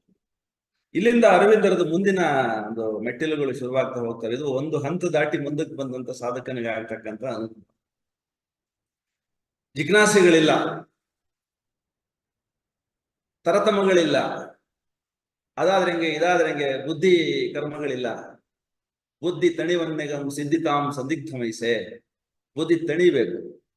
ಪೂರ್ಣ ಯೋಗ ಸಾಧಕನಿಗೆ ತಿಳಿಬೇಕಾದ್ದು ಅದೇನು ಇದೇನು ಅನ್ನುವಂಥದ್ದು ಸಂಶಯಗಳಾಗಲಿ ಅದ್ಯಾವುದು ಇರೋದಿಲ್ಲ. ಸಮರ್ಪಿತನಾದವನಿಗೆ ಸಂಶಯಕ್ಕಾಗ್ಲಿ, ಶಂಕೆಗಾಗ್ಲಿ, ಪ್ರಶ್ನೆಗಳಿಗಾಗ್ಲಿ ಎಡೆ ಇರೋದೇ ಇಲ್ಲ. Everything is solve. ಅವ್ರ ರೆಸಲ್ಯೂಷನ್ ಒಳಗಡೆ ಸಂಪೂರ್ಣವಾಗಿ ಅವನಿಗೆ ಯಾವುದೂ ಈ ಲೋಕದೊಳಗಡೆಗೆ ತಿಳಿಬೇಕು ಅನ್ನುವಂಥದ್ದು, ಪ್ರಶ್ನಾರ್ಹವಾದದ್ದು, ತೆಗೆದು ಹಾಕಬೇಕು ಅನ್ನುವಂಥದ್ದು, ಬಿಸಾಕಬೇಕು ಅನ್ನುವಂಥ ಪ್ರಜ್ಞೆಗೆ ಅವಕಾಶವೇ ಇಲ್ಲ. ಪ್ರತಿಯೊಂದು ಅವನ ಬ್ರಹ್ಮದ ಸೃಷ್ಟಿಯೇ ಆ ಕಾರಣಕ್ಕಾಗಿ, ಅದಕ್ಕೇನೋ ಒಂದು ಕೆಲಸ ಇದೆ ಅನ್ನುವಂಥದ್ದು ಅವನಿಗೆ ಮೊದಲೇ ಗೊತ್ತಾಗ್ಬಿಡುತ್ತದೆ. ಸೊ ಆ ಕಾರಣಕ್ಕಾಗಿ ಎರಡನೇ ಮೆಟ್ಲಿಗೆ ಹೋದವನಿಗೆ ಒಳಗಡೆಗೆ ಸದಾಕಾಲ ಜಾಗೃತಿ ಇರ್ತದೆ, ಒಳಗಡೆ ಸದಾಕಾಲ ಶರಣಾಗತಿ ಇರ್ತದೆ, ಸಮರ್ಪಣೆ ಇರ್ತದೆ. ಹಾಗೇನೆ ಕಾರ್ಯವನ್ನು ಕೂಡ ಅವನಿಂದ ಮಾಡಿಸಲಾಗುತ್ತೆ. ಆ ಕ್ಷಣದಲ್ಲಿ ಹೇಳಲಾಗುತ್ತೆ ಈ ಏನು ಮಾಡಬೇಕಾಗಿದೆ. ಬಹಳ ವ್ಯವಸ್ಥಿತವಾಗಿ ಅದನ್ನ ಮಾಡಲಾಗತ್ತೆ. ಅಂತರಂಗದ ಪ್ರಪಂಚದೊಳಗಡೆ ಅದಕ್ಕೆ ಆದಂತ ದಿವ್ಯವಾದಂತ ಭವ್ಯವಾದಂತ ಸಂವಹನ ಮಾಧ್ಯಮಗಳಿವೆ. ಅವು ಏನು ಟೆಲಿಪತಿ ಅಂತ ಹೇಳ್ತೀವಿ, ಕ್ಲೈರಾವಿಯನ್ಸ್ ಅಂತ ಹೇಳ್ತೀವಿ, ಕ್ಲೈರಾಡಿಯನ್ಸ್ ಅಂತ ನಾವೇನು ಹೇಳ್ತೀವಿ, ಅಕಾಲ್ಟಿಕ್ ಪವರ್ಸ್ ಅಂತ ನಾವೇನು ಓದ್ತೀವಿ, ಶ್ರೀಮಾತಾ ಅವರ ಸಾಹಿತ್ಯದೊಳಗಡೆಗೆ ನಾವು ನೋಡ್ಬೋದು. ಸೊ ಹೀಗಾಗಿ ಈ ಉನ್ನತ ಮಾನಸಿಕತೆ ಒಳಗಡೆಗೆ ಬಂದಂತ ಸಾಧಕನೊಳಗಡೆಗೆ ಈ ತರದ ಒಂದು ಒಳಗಿನ ಒಂದು ಸ್ಫುರಣಗಳು ಉಂಟಾಗ್ತಾ ಹೋಗ್ತವೆ. ಇಂಟ್ಯೂಟಿವ್ ಸ್ಟೇಟ್ ಅಲ್ಲಿ ಇಂಟ್ಯೂಟಿವ್ ಮೈಂಡ್ ಸ್ಫುರಣ ಮನ, ಬೋಧಿ ಮನ ಅಂತ ನಾವೇನು ಬೇರೆ ಶಬ್ದಗಳಲ್ಲಿ ಹೇಳ್ತೀವಿ ನಾವು, ಬೋಧೆ ಆಗ್ತಾ ಹೋಗುತ್ತೆ. ಸೊ ಬೋಧೆ ಆಗುವುದು ಯಾವುದು ಇಂದ್ರಿಯ ಗಮ್ಯವಲ್ಲ, ಬುದ್ಧಿಗಮ್ಯವೂ ಅಲ್ಲ. ಅದು ನೇರವಾಗಿ ಅಲ್ಲಿಂದಾನೆ ನಮಗೆ ಸ್ಫುರಿಸಲಾಗತ್ತೆ, ಹೇಳಲಾಗತ್ತೆ, ಇದನ್ನ ಮಾಡ್ಬೇಕಾಗತ್ತೆ ನೀನು, ಇಂಥ ಕಡೆಗೆ ಹೋಗ್ಬೇಕಾಗತ್ತೆ ನೀನು, ಇದನ್ನ ಮಾತಾಡ್ಬೇಕಾಗತ್ತೆ ನೀನು. ಸೊ ಹೀಗಾಗಿ ಉಪಕರಣವೆಲ್ಲವೂ ಇಂಟ್ಯೂಟಿವ್ ಆಗತ್ತೆ, ಅದಕ್ಕೆ ಅನುಗುಣವಾಗಿ ಇದು ಸಿದ್ಧ ಆಗ್ತಾ ಹೋಗುತ್ತದೆ. ಇದು ಒಂಥರ ಎಲೆಕ್ಟ್ರಿಫೈಯಿಂಗ್ ಎಕ್ಸ್ಪೀರಿಯನ್ಸ್. ಇದು ಈ ಕ್ಷಣದಲ್ಲಿ ನನ್ನಿಂದ ಏನಾಗ್ಬೇಕು ಅನ್ನೋದು ನಾನ್ ಡಿಸೈಡ್ ಮಾಡಕ್ಕಾಗಲ್ಲ. ಅದು ಒಳಗಡೆ ಇರುವಂತ ಅದೇ ಡಿಸೈಡ್ ಮಾಡುತ್ತದೆ, ಅದೇ ಎಕ್ಸಿಕ್ಯೂಟ್ ಮಾಡ್ಬಿಡ್ತದೆ. ಸೊ ನಮ್ದೇನು ಇರಲ್ಲ ಅಲ್ಲಿ, ಸಮರ್ಪಣೆ ಆಗದ್ ಬಿಟ್ರೆ ಬೇರೆ ಏನು ಇಲ್ಲ ಅಲ್ಲಿ. ಹೀಗೆ ಮಾತಾಡ್ಬೇಕು, ಇದೇ ಶಬ್ದವನ್ನ ಹೇಳ್ಬೇಕು, ಮುಂದೆ ಇದನ್ನೇ ನಾನು ಪ್ರೆಸೆಂಟ್ ಮಾಡ್ಬೇಕು, ಆ ಥರದ್ದು ಏನು ಇರೋದಿಲ್ಲ. ಅದಕ್ಕೆ ಪ್ರತಿಭಾನ ಅಂತ ಕರೀತಾರೆ. ಈ ಪ್ರತಿಭಾನ ಅನ್ನೋದು ಕೆಲಸ ಶುರು ಮಾಡ್ಕೊಳ್ಳೋದು, ಅಥವಾ ಪ್ರತಿಭೆ ಅನ್ನೋದು ಕೆಲಸ ಶುರು ಮಾಡ್ಕೊಳ್ಳೋದು ಇಂಟ್ಯೂಟಿವ್ ಮೈಂಡ್ ಲೆವೆಲ್ ಅಲ್ಲಿ. ಅಲ್ಲಿ ಏನ್ ಬರುತ್ತೆ, ಅದಕ್ಕೂ ಮೇಲ್ಗಡೆಗೆ ಇರ್ತಕ್ಕಂಥದ್ದು ಈ ಒಂದು ಮಾನಸ ಏನಿದೆ, ಅತಿಮಾನಸ, ಅದು ಈ ಇಂಟ್ಯೂಟಿವ್ ಮೈಂಡ್ ಒಳಗಡೆಗೆ ಏನನ್ನ ಮಾಡಬೇಕಾಗಿದೆ ಅನ್ನೋದನ್ನು ತೀರ್ಮಾನಿಸಿ ಅದು ಅದ್ರ ಮೂಲಕ ಎಕ್ಸಿಕ್ಯೂಟ್ ಮಾಡೋದಕ್ಕೆ ಪ್ರಾರಂಭ ಮಾಡ್ತಾ ಹೋಗುತ್ತೆ. ಸೊ ಹಾಗಾಗಿ ನಮೋ ಭಕ್ತಃ ಪ್ರಣಶ್ಯತಿ ಅಂತ ಹೇಳಿ ಏನು ಗೀತೆ ಒಳಗಡೆಗೆ ಭಗವಾನ್ ಕೃಷ್ಣ ಹೇಳ್ತಾನೆ, ಅಲ್ಲಿಂದ ಮುಂದಿನ 3ನೇ ಮೆಟ್ಟಿಲಿನ ಸಾಧನೆ ಶುರುವಾಗುತ್ತೆ. ಏನಾಗುತ್ತೆ ಶರೀರದಲ್ಲಿ ಬಹಳ ವಿಶೇಷವಾದದ್ದು, ನಮ್ಮ ಶರೀರದ ತಮಸ್ಸೆಲ್ಲವೂ ಶಾಂತಿಯಾಗಿ ರೂಪಾಂತರ ಆಗುತ್ತೆ. ಪಾರಂಪರಿಕ ಯೋಗಶಾಸ್ತ್ರದೊಳಗಡೆಗೆ ತಮಸ್ಸು ಅಂದ್ರೆ ಶರೀರ, ರಜಸ್ಸು ಅಂತ ಅಂದ್ರೆ ಸೂಕ್ಷ್ಮ ಶರೀರ, ಸತ್ವ ಅಂದ್ರೆ ಕಾರಣ ಶರೀರ. 3 ಶರೀರಗಳಿಗೆ ತಮಸ್ಸು, ರಜಸ್ಸು, ಸತ್ವ ಅಂತ ಹೇಳ್ತಾರೆ. ಇಲ್ಲಿ ಎಷ್ಟು ಚೆನ್ನಾಗಿ ಹೇಳ್ತಾರೆ, ತಮಸ್ಸು ಅನಂತ ಶಾಂತಿಯಾಗುತ್ತದೆ ಅಂದ್ರೆ ನಮ್ಮ ಜೀವಕೋಶಗಳೆಲ್ಲವೂ ಶಾಂತಿಯಿಂದ ಇರೋದನ್ನ ಕಲಿತವೆ, ಭವ್ಯವಾದ ಆನಂದವನ್ನು ಅನುಭೂತಿಯನ್ನಾಗಿ ಮಾಡ್ತವೆ. ಮತ್ತಿನ್ನೇನೋ ಕುಡಿಬೇಕು, ಮತ್ತಿನ್ನೇನೋ ತಿನ್ಬೇಕು ಶಾಂತಿಗಾಗಿ ಅಂತ ಏನಿರೋದಿಲ್ಲ. ಎಲ್ಲಿವರೆಗೆ ಮನಸ್ಸು ಪರಾಮಾನಸಿಕದೊಳಗಡೆಗೆ ಒಂದಾಗ್ಬಿಡ್ತದೋ ಅಲ್ಲಿವರೆಗೆ ಪ್ರಾಣದ ಪ್ರವಾಹಗಳೆಲ್ಲ ಅತ್ಯಂತ ಸೀಮಿತ ಗತಿ ಒಳಗೆ ಬಂದ್ಬಿಡ್ತವೆ. ರೆಸ್ಪಿರೇಷನ್ ಎಲ್ಲ ತುಂಬಾ ಸ್ಲೋ ಡೌನ್ ಆಗುತ್ತೆ, ಶರೀರದೊಳಗೆ ಮೆಟಬಾಲಿಕ್ ರೇಟ್ ಕೂಡ ಸ್ಲೋ ಆಗುತ್ತೆ. ಹಾಗಾಗಿ ಎಕ್ಸ್ಕ್ರೀಷನ್, ಇನ್ನೊಂದು ಮತ್ತೊಂದು ಹಂಗರು, ಇವೆಲ್ಲವೂ ಕೂಡ ಆ ಕ್ಷಣದೊಳಗಡೆಗೆ ಶಾಂತಿಯಿಂದ ಸುಮ್ಮನಾಗಿ ಹೋಗಿರ್ತದೆ. ಇದು ಶರೀರದಲ್ಲಿ ಆಗ್ತಕ್ಕಂಥ 3ನೇ ಹಂತದ ಒಂದು ಅನುಭೂತಿ. ಅದು ಶರೀರ ತಮಸ್ಸು ಶಾಂತಿಯಾಗಿ ರೂಪಾಂತರ ಆಗುತ್ತೆ. ರಜಸ್ಸು ದೈವಿ ಬಲವನ್ನ ಅರ್ಜಿಸ್ತಕ್ಕಂಥ ತಪಸ್ಸಾಗಿ ಒಳಗಡೆ ಇರ್ತಕ್ಕಂಥ 3 ಉಪಕರಣಗಳು, ಮನಸ್ಸು, ಬುದ್ಧಿ, ಅಹಂ, ಅವು ಆ ಕಾರ್ಯದೊಳಗಡೆಗೆ ತಮ್ಮನ್ನು ತಾವು ತೊಡಗಿಸ್ಕೊಳ್ತವೆ. ದೈವಿ ಶಕ್ತಿಯನ್ನು ಸ್ವೀಕರಿಸ್ತಕ್ಕಂಥ ತಪಸ್ಸಿಯ ಒಳಗಡೆ ತೊಡಗು ಬಿಟ್ರೆ ಏನಾಗ್ತವೆ, ಇಂದ್ರಿಯಗಳ ಕಡೆಗೆ ನೋಡಿ ಜಗತ್ತಿನ ಕಡೆಗೆ ಹರಿತವು. ಸೊ ಅದಾಗಲ್ಲ. ಒಳಗಿನ ಉಪಕರಣ ಸಂಪೂರ್ಣವಾಗಿ ದೇವತಾ ಶಕ್ತಿಗಳು ಏನ್ ಬರ್ತಾ ಇದ್ದಾವೆ ಸ್ವೀಕರಿಸ್ತಕ್ಕಂಥ ಕಾರ್ಯದೊಳಗಡೆಗೆ ತೊಡಗು ಬಿಡ್ತವೆ. ದೈವಿ ಬಲವನ್ನ ಸ್ವೀಕರಿಸ್ತಕ್ಕಂಥ ತಪಸ್ಸೆ ಒಳಗಡೆಗೆ ನಿರತವಾಗ್ತವೆ. ಸತ್ವ ಏನಾಗುತ್ತೆ, ಜ್ಯೋತಿರ್ಮಯವಾದ ಜ್ಞಾನ, ಇಲ್ಯೂಮಿನ್ ಮೈಂಡ್ ಅಂತ ನಾವೇನು ಎಲ್ಲ ಸಂಪೂರ್ಣವಾಗಿ ಲೈಟ್ ಅಂತ, ಬೆಳಕು, ಆನಂದ, ಶಕ್ತಿ ಇತ್ಯಾದಿ ಅಂತ ನಾವು ಫೀಲ್ ಮಾಡ್ತೀವಲ್ಲ, ಅದಾಗಿ ರೂಪಾಂತರ ಆಗುತ್ತೆ ಒಳಗಡೆಗೆ. ಕಾರಣ ಶರೀರವೆಲ್ಲವೂ ಅಲ್ಲಿಂದ ಹಿಂದಿಂದ ಪಡಿತಕ್ಕಂಥ ಈ ಜ್ಯೋತಿಯನ್ನ, ಈ ಆನಂದವನ್ನ ಸ್ವೀಕರಿಸ್ತಕ್ಕಂಥ, ಅದರ ಆಗರ ಆಗ್ತಕ್ಕಂಥ ಒಂದು ಕಾರ್ಯದೊಳಗಡೆ ನಿರತ ಆಗಿರುತ್ತೆ. ಇದು ನೆಕ್ಸ್ಟ್ ಸ್ಟೇಜ್ ಅಂತ ಹೇಳ್ತಾರೆ. ಅವಾಗ ಈ ಇನ್ಸ್ಟ್ರೂಮೆಂಟ್ ಅಲ್ಲಿ ಏನ್ ನಡೀತಾ ಇರ್ತದೆ, ಏನಾಗುತ್ತೆ, ಯಜ್ಞ ಆಗುತ್ತೆ. ಕರ್ಮವೆಲ್ಲವೂ ಯಜ್ಞ, ಮಾನಸಿಕ ಕರ್ಮ ಇರ್ಬೋದು, ಪ್ರಾಣಿಕ ಕರ್ಮ ಇರ್ಬೋದು, ಅನ್ನಮಯದ ಕರ್ಮ ಇರ್ಬೋದು, ಯಜ್ಞ. ಸೊ ಏನ್ ನಡೀತಾ ಇದೆ ಶರೀರದಲ್ಲಿ, ಯಜ್ಞ. ಏನ್ ಇನ್ಸ್ಟ್ರೂಮೆಂಟ್ ಅಲ್ಲಿ ನಡೀತಾ ಇದೆ, ಯಜ್ಞ. ಸೊ ಇದು ಬಹಳ ವಿಶೇಷವಾದಂತ ಒಂದು ಅನುಭೂತಿ. ಮನಸ್ಸು, ಹೃದಯ, ಶರೀರಗಳು ಯಾವುವು ನನ್ನವೂ ಆಗಿ ಉಳಿಯೋದಿಲ್ಲ. ನನ್ನ ದೇಹವಿದು ಅವದ ವಸ್ತು ನಿನ್ನ ಯಜ್ಞಕ್ಕಾಗಿ ಅಂತ ಹೇಳಿ ಯಾವಾಗ ಭಾವಿಸ್ತಾನೆ ಸಮರ್ಪಿತನಾದ ಶರಣ ಸಾಧಕ, ಅವನಿಗೆ ಈ ಅನುಭವ ಉಂಟಾಗುತ್ತೆ. ಅವನವು ಅಂತ ಅನ್ಸೋದಿಲ್ಲ, ಇದು ಅವನವು ಅಂತ ಅನ್ಸುತ್ತೆ. ಇದು ಅವನವು ಅಂತ ಅನ್ಸುತ್ತಿಲ್ಲ, ದೇವನವು, ಭಗವಂತನವು. ಅವನೇ ಕೆಲಸ ಮಾಡ್ತಾ ಇದ್ದಾನೆ, ಅವನೇ ನೋಡ್ತಾ ಇದ್ದಾನೆ, ಅವನೇ ಮಾತಾಡ್ತಾ ಇದ್ದಾನೆ ಅನ್ನೋ ಅಂತ ಅನುಭೂತಿ ಅವನಿಗೆ ಆಗ್ತಾ ಹೋಗುತ್ತೆ. ನಾನ್ ಮಾತಾಡ್ತಾ ಇದ್ದೇನೆ ಅನ್ನೋದು ಬರೋದೇ ಇಲ್ಲ, ನಾನ್ ನೋಡ್ತಾ ಇದ್ದೇನೆ ಅನ್ನೋದು ಬರೋದೇ ಇಲ್ಲ. ಎಲ್ಲೋ ಭಗವಂತನ ಕಾರ್ಯ ನಡೆದಿದೆ ಈ ಒಂದು ಮೈ ಒಳಗಡೆಗೆ, ಮನಸ್ಸೊಳಗಡೆಗೆ ದೇವ ಕಾರ್ಯ. ಇದು ತತ್ ಚಿತ್ತ ಅವಸ್ಥೆ. ಚಿತ್ತದೊಳಗಡೆಗೆ ವೈಯಕ್ತಿಕವಾದ ಎಕ್ಸಿಕ್ಯೂಷನ್ಸ್ ವೃತ್ತಿಗಳು ಇರೋದಿಲ್ಲ. ಯೋಗ ಚಿತ್ತವೃತ್ತಿ ನಿರೋಧ ಅಂತ ಪತಂಜಲಿ ಏನು ಹೇಳ್ತಾನೆ, ನಿರೋಧ ವೃತ್ತಿಯೇ ಇರೋದಿಲ್ಲ ಇಲ್ಲಿ, ನಿರೋಧ ಅನ್ನೋದೇ ಇರೋದಿಲ್ಲ ಇಲ್ಲಿ. ಇದು ಸಂಪೂರ್ಣವಾಗಿ ಒಂಥರ ಬೇರೆ ತರದಲ್ಲಿ ನಡೀತಾ ಇರುತ್ತೆ. ಯೋಗನೇ ನಡೀತಾ ಇರುತ್ತೆ, ಪೂರ್ಣ ಯೋಗ, ತತ್ ಚಿತ್ತ ಯೋಗ. ಅದ್ರೊಳಗಡೆಗೆ ಏನ್ ಬರುತ್ತೋ ಅಲ್ಲಿಂದ ಅದು ನಡೆಯುತ್ತೆ ಅಷ್ಟೇ. ಇಲ್ಲಿ ಎಲ್ಲಿ ಈ ಕಡೆಗೆ ದೇಹ ಪ್ರಾಣ ಮನಸ್ಸುಗಳಲ್ಲಿ ಏನ್ ನಡೆಯುತ್ತದೋ ಅಲ್ಲಿ ಏನ್ ಬರುತ್ತೋ ಅದನ್ನ ಇದು ನಡೆಸ್ತಕ್ಕಂಥ ಉಪಕರಣವಾಗಿ ಟ್ರಾನ್ಸ್ಫಾರ್ಮೇಶನ್ ಆಗಿ ಭಗವಂತನ ಒಂದು ಕಾರ್ಯ ಈ ಶರೀರ ತೊಡಗ್ತಾ ಹೋಗುತ್ತೆ. ಇದು ಯಜ್ಞ. ಸೊ ಇದು ಬಹಳ ವಿಶೇಷವಾಗಿ ಯಸ್ಯ ನಾಹಂಕೃತೋ ಭಾವೋ ಬುದ್ಧಿರ್ ಯಸ್ಯ ನಲಿಪ್ಯತೆ. ಬುದ್ಧಿ ಭಾವಗಳಲ್ಲಿ, ಪ್ರಾಣ ಶರೀರದಲ್ಲಿ ನನಗಾಗಿ, ನನ್ನವ್ರಿಗಾಗಿ ಇದನ್ನ ಮಾಡ್ತಾ ಇದ್ದೀನಿ, ಕೀರ್ತಿಗಾಗಿ, ವಾರ್ತೆಗಾಗಿ ಮಾಡ್ತಾ ಇದ್ದೀನಿ, ಯಾವ ಭಾವವೂ ಇರೋದಿಲ್ಲ. ವಿಶೇಷ ಯಾರ ಸತ್ತೆ ಅಂದ್ರೆ ಇನ್ಸ್ಟ್ರೂಮೆಂಟ್ ಅಹಂ ಮುಕ್ತವಾಗಿರ್ತದೋ, ತಿಳುವಳಿಕೆ ಅಲಿಪ್ತವಾಗಿರ್ತದೋ. ಅಲಿಪ್ತ ಅಂತ ಅಂದ್ರೆ ಯಾವುದನ್ನು ಅಂಟ್ಕೊಳ್ಳದೆ ಇರ್ತದೋ, ಇನ್ಕ್ಲಿನೇಷನ್ಸ್ ಅಂತ. ಕ್ಲಿಂಗ್ ಟು ಟ್ರೂತ್ ಅಂತ ಒಂದು ಬೋರ್ಡ್ ಹಾಕಿದ್ದಾರೆ ಪಾಂಡಿಚೇರಿಯಲ್ಲಿ, ಮಾತಾವರ ಪುಣೆಗೆ ಹೋಗ್ಬೇಕಾದ್ರೆ ಕ್ಲಿಂಗ್ ಟು ಟ್ರೂತ್ ಅಂತ ಗೋಲ್ಡನ್ ಲೆಟರ್ಸ್ ಅಲ್ಲಿ ಹಾಕಿದ್ದಾರೆ. ಇದು ಸತ್ಯಕ್ಕೆ ಅಥವಾ ಋತಕ್ಕೆ ಯಾವುದು ಉಪಕರಣ ಸೇರಿಕೊಂಡಿದೆಯೋ, ಒಂದಾಗಿದೆಯೋ, ಸಮರಸವಾಗಿದೆಯೋ, ಅದರೊಳಗಡೆಗೆ ತತ್ ಚಿತ್ತಾವಸ್ಥೆ ಅನ್ನೋದು ನಿರ್ಮಾಣ. ಅಲ್ಲಿಂದ ಆಚೆ ಅವನದೇನು ನಡೆಯೋದಿಲ್ಲ. ಅವ್ರೇನ್ ತೀರ್ಮಾನ ಮಾಡ್ತಾರೋ ಊರ್ಧ್ವಲೋಕದ ದೇವತಾ ಶಕ್ತಿಗಳು, ಬೇಕಾದಷ್ಟು ದೇವತಾ ಶಕ್ತಿಗಳು ಶರೀರದಲ್ಲಿ, ಮನುಷ್ಯನ ಶರೀರದಲ್ಲಿ ಕೆಲಸ ಮಾಡ್ತಾರೆ. ಯಾವಾಗ ಹೇಗೆ ಗೊತ್ತಾಗೋದಿಲ್ಲ, ಅದು ಅವನ ಕೈನಲ್ಲೂ ಇರೋದಿಲ್ಲ. ನಾನು ಅನ್ನೋಂಥ ಪ್ರಜ್ಞೆ ಒಳಗಿರೋನಿಗೆ ಗೊತ್ತೇ ಆಗೋದಿಲ್ಲ. ಪ್ರತಿಯೊಂದು ನಡೀತಾ ಇರೋದು ಹಾಗೇನೆ, ಆದ್ರೆ ಅದು ಅರ್ಥವಾಗೋದು ಕಷ್ಟ, ಭಾವವಾಗೋದು ಕಷ್ಟ. ಆದ್ರೆ ಇವನ್ಗೆ ಅರ್ಥ ಆಗತ್ತೆ, ಪೂರ್ಣಯೋಗ ಸಾಧಕಂಗೆ ಅರ್ಥ ಆಗುತ್ತೆ. ಇದು ಈ ಶರೀರದಲ್ಲಿ ಏನ್ ನಡೀತಾ ಇದೆ, ಏನ್ ನೋಡ್ತಾ ಇದೀವಿ, ಏನ್ ಮಾತಾಡ್ತಾ ಇದೀವಿ, ಇದು ನನ್ನದಲ್ಲ, ಇದು ಅಲ್ಲಿಂದ ನಡೀತಾ ಇದೆ. ರಿಮೋಟ್ ಕಂಟ್ರೋಲ್ ತರ ಇಡೀ ಭೂಮಿಗೆ ದೇವರು ನಮ್ಮನ್ನ ಸ್ಯಾಟಲೈಟ್ಗಳ ತರ ಕಳಿಸ್ಬಿಟ್ಟಿಯಾನೆ. ಕಂಟ್ರೋಲ್ ಪ್ಯಾನಲ್ ಅವನ ಹತ್ರ ಇಟ್ಕೊಂಡಿದ್ದಾನೆ. ಅವನು ಅಲ್ಲಿ ಏನ್ ರಿಮೋಟ್ ಕಂಟ್ರೋಲಿಂಗ್ ಮಾಡ್ತಾನೋ ಹಾಗೆ ಈ ಶರೀರಗಳಲ್ಲಿ ಕೆಲಸ ನಡೀತದೆ ಅನ್ನೋದು ಗೊತ್ತಾಗುತ್ತೆ. ಇದು ಬಹಳ ವಿಶೇಷವಾದ ಅನುಭೂತಿ. ಅವನೇ ತತ್ ಚಿತ್ತಾವಸ್ಥೆ ಒಳಗಡೆಗೆ ಪ್ರತಿಷ್ಠಿತನಾಗಿರ್ತಾನೆ ಪೂರ್ಣಯೋಗ ಸಾಧಕ. ಕರ್ಮ ಸಮರ್ಪಣೆ ಮಾತ್ರ ಅವನ ಕೈಯಿಂದ ಮಾಡಕ್ ಸಾಧ್ಯ ಆಗುತ್ತೆ. ಕರ್ಮವನ್ನು ಕೂಡ ಸಮರ್ಪಣೆ ಮಾಡೋದು. We reap the fruits for the forgotten deeds ಅಂತ ಏನ್ ಹೇಳ್ತಾರೆ. ನಮ್ಮೆಲ್ಲ ಕರ್ಮಗಳು ಕೂಡ ಭಗವಂತನ ಕಾರ್ಯಗಳಿಗಾಗಿ ಅಂತ ಹೇಳಿ ನಾವು ಭಾವಿಸಿ ಕರ್ಮಗಳನ್ನ ಮಾಡ್ತಾ ಹೋದಾಗ ಫಲಗಳು ಕೂಡ ಮುಂದೆ ನಮಗೆ ಸಿಗ್ತಾ ಹೋಗ್ತಾ ಅನುಭವ ಆಗೋವಂಥದ್ದು ಇದೆಯಲ್ಲ, ವಿಸ್ಮಯಕಾರಿಯಾದ ಅನುಭವಗಳಾಗ್ತದೆ. ಯಾವ ನಿರೀಕ್ಷೆಯೂ ಇಲ್ಲ, ಯಾವ ಅಪೇಕ್ಷೆಯೂ ಇಲ್ಲ, ಯಾವ ಉಪೇಕ್ಷೆಯೂ ಇಲ್ಲ. ಆ ಅವಸ್ಥೆ ಒಳಗಡೆಗೆ ಇವನು ಸಮರ್ಪಿತನಾದವನು ಈ ಜ್ಯೋತಿರ್ಮಾರ್ಗದೊಳಗಡೆ ನಡೀತಾ ಇರುವಂತಹ ಸಾಧಕ, ಪೂರ್ಣಯೋಗ ಪಥಿಕ ಇರ್ತಾನೆ. ಅವನಿಗೆ ನಿಸ್ಪೃಹತೆ ಅನ್ನೋದು ಅತ್ಯಂತ ಸಹಜ ಭಾವ. ನಿರ್ದ್ವಂದ್ವತೆ ಅನ್ನೋದು ಅವನ ಸ್ಥಿತಿಯಾಗಿದೆ. ಯಾವುದ್ರಲ್ಲೂ ಡ್ಯುಯಾಲಿಟಿನೇ ಇಲ್ಲ, ದ್ವಂದ್ವ ಭಾವನೆ ಇಲ್ಲ. ಅಹಂ ಮತ್ತು ದ್ವಂದ್ವ ಬೋಧೆ ಅಂತ ಹೇಳಿ ಒಂದು ಟಾಪಿಕ್ ಇದೆ ದಿವ್ಯ ಜೀವನದೊಳಗಡೆ. ಅದು ಓದ್ಬಿಟ್ರೆ ನಾವು ಅದರಿಂದ ಪಾರಾಗ್ಲಿಕ್ಕೆ ಏನ್ ಮಾಡ್ಬೇಕು ಅನ್ನೋದನ್ನು ಕೂಡ ಹೇಳ್ತೇವೆ. ಎಲ್ಲಿ ಅಹಂ ಇರ್ತದೆ ದ್ವಂದ್ವ ಬೋಧೆ ಇರ್ತದೆ.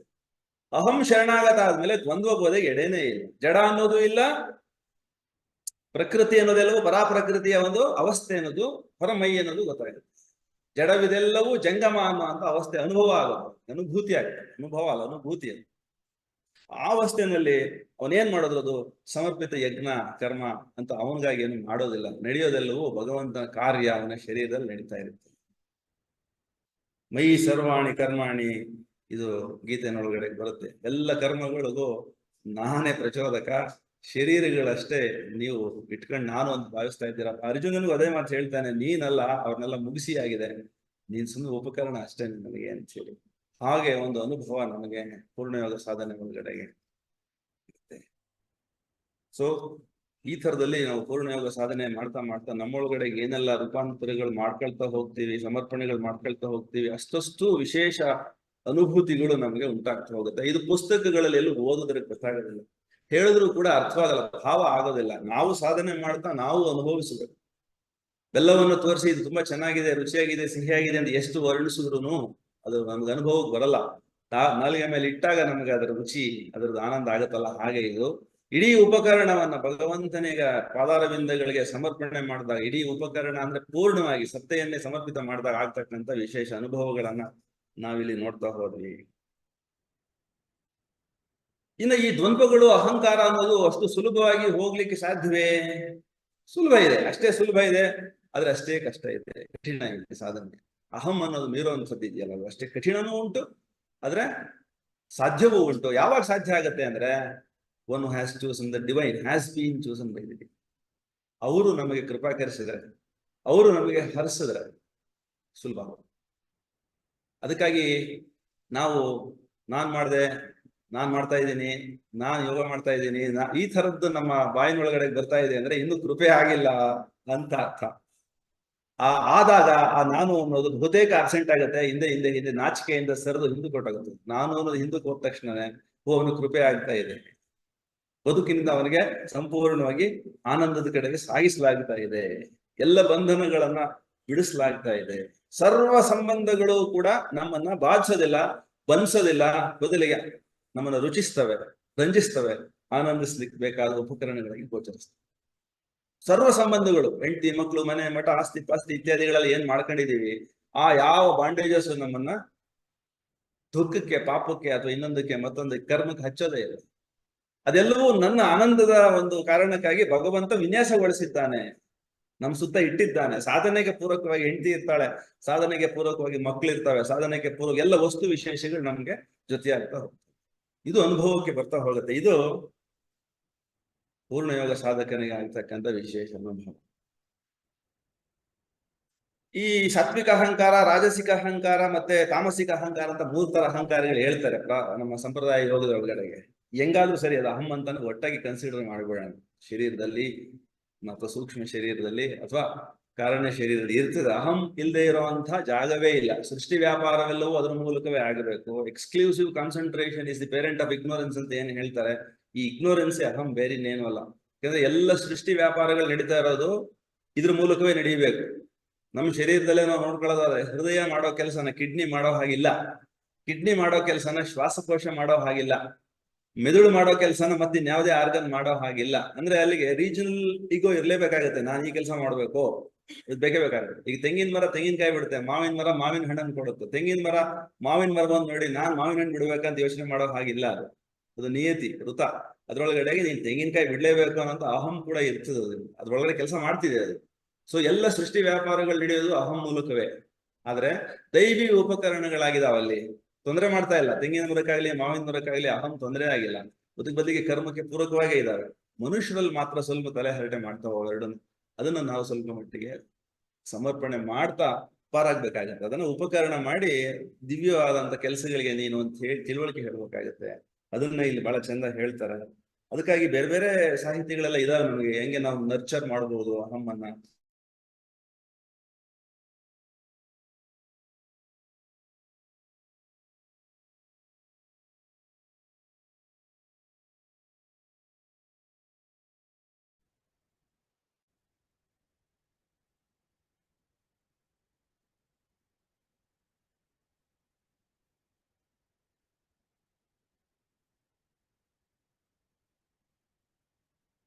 ಮಾತಾಡ್ಬೋದಾ?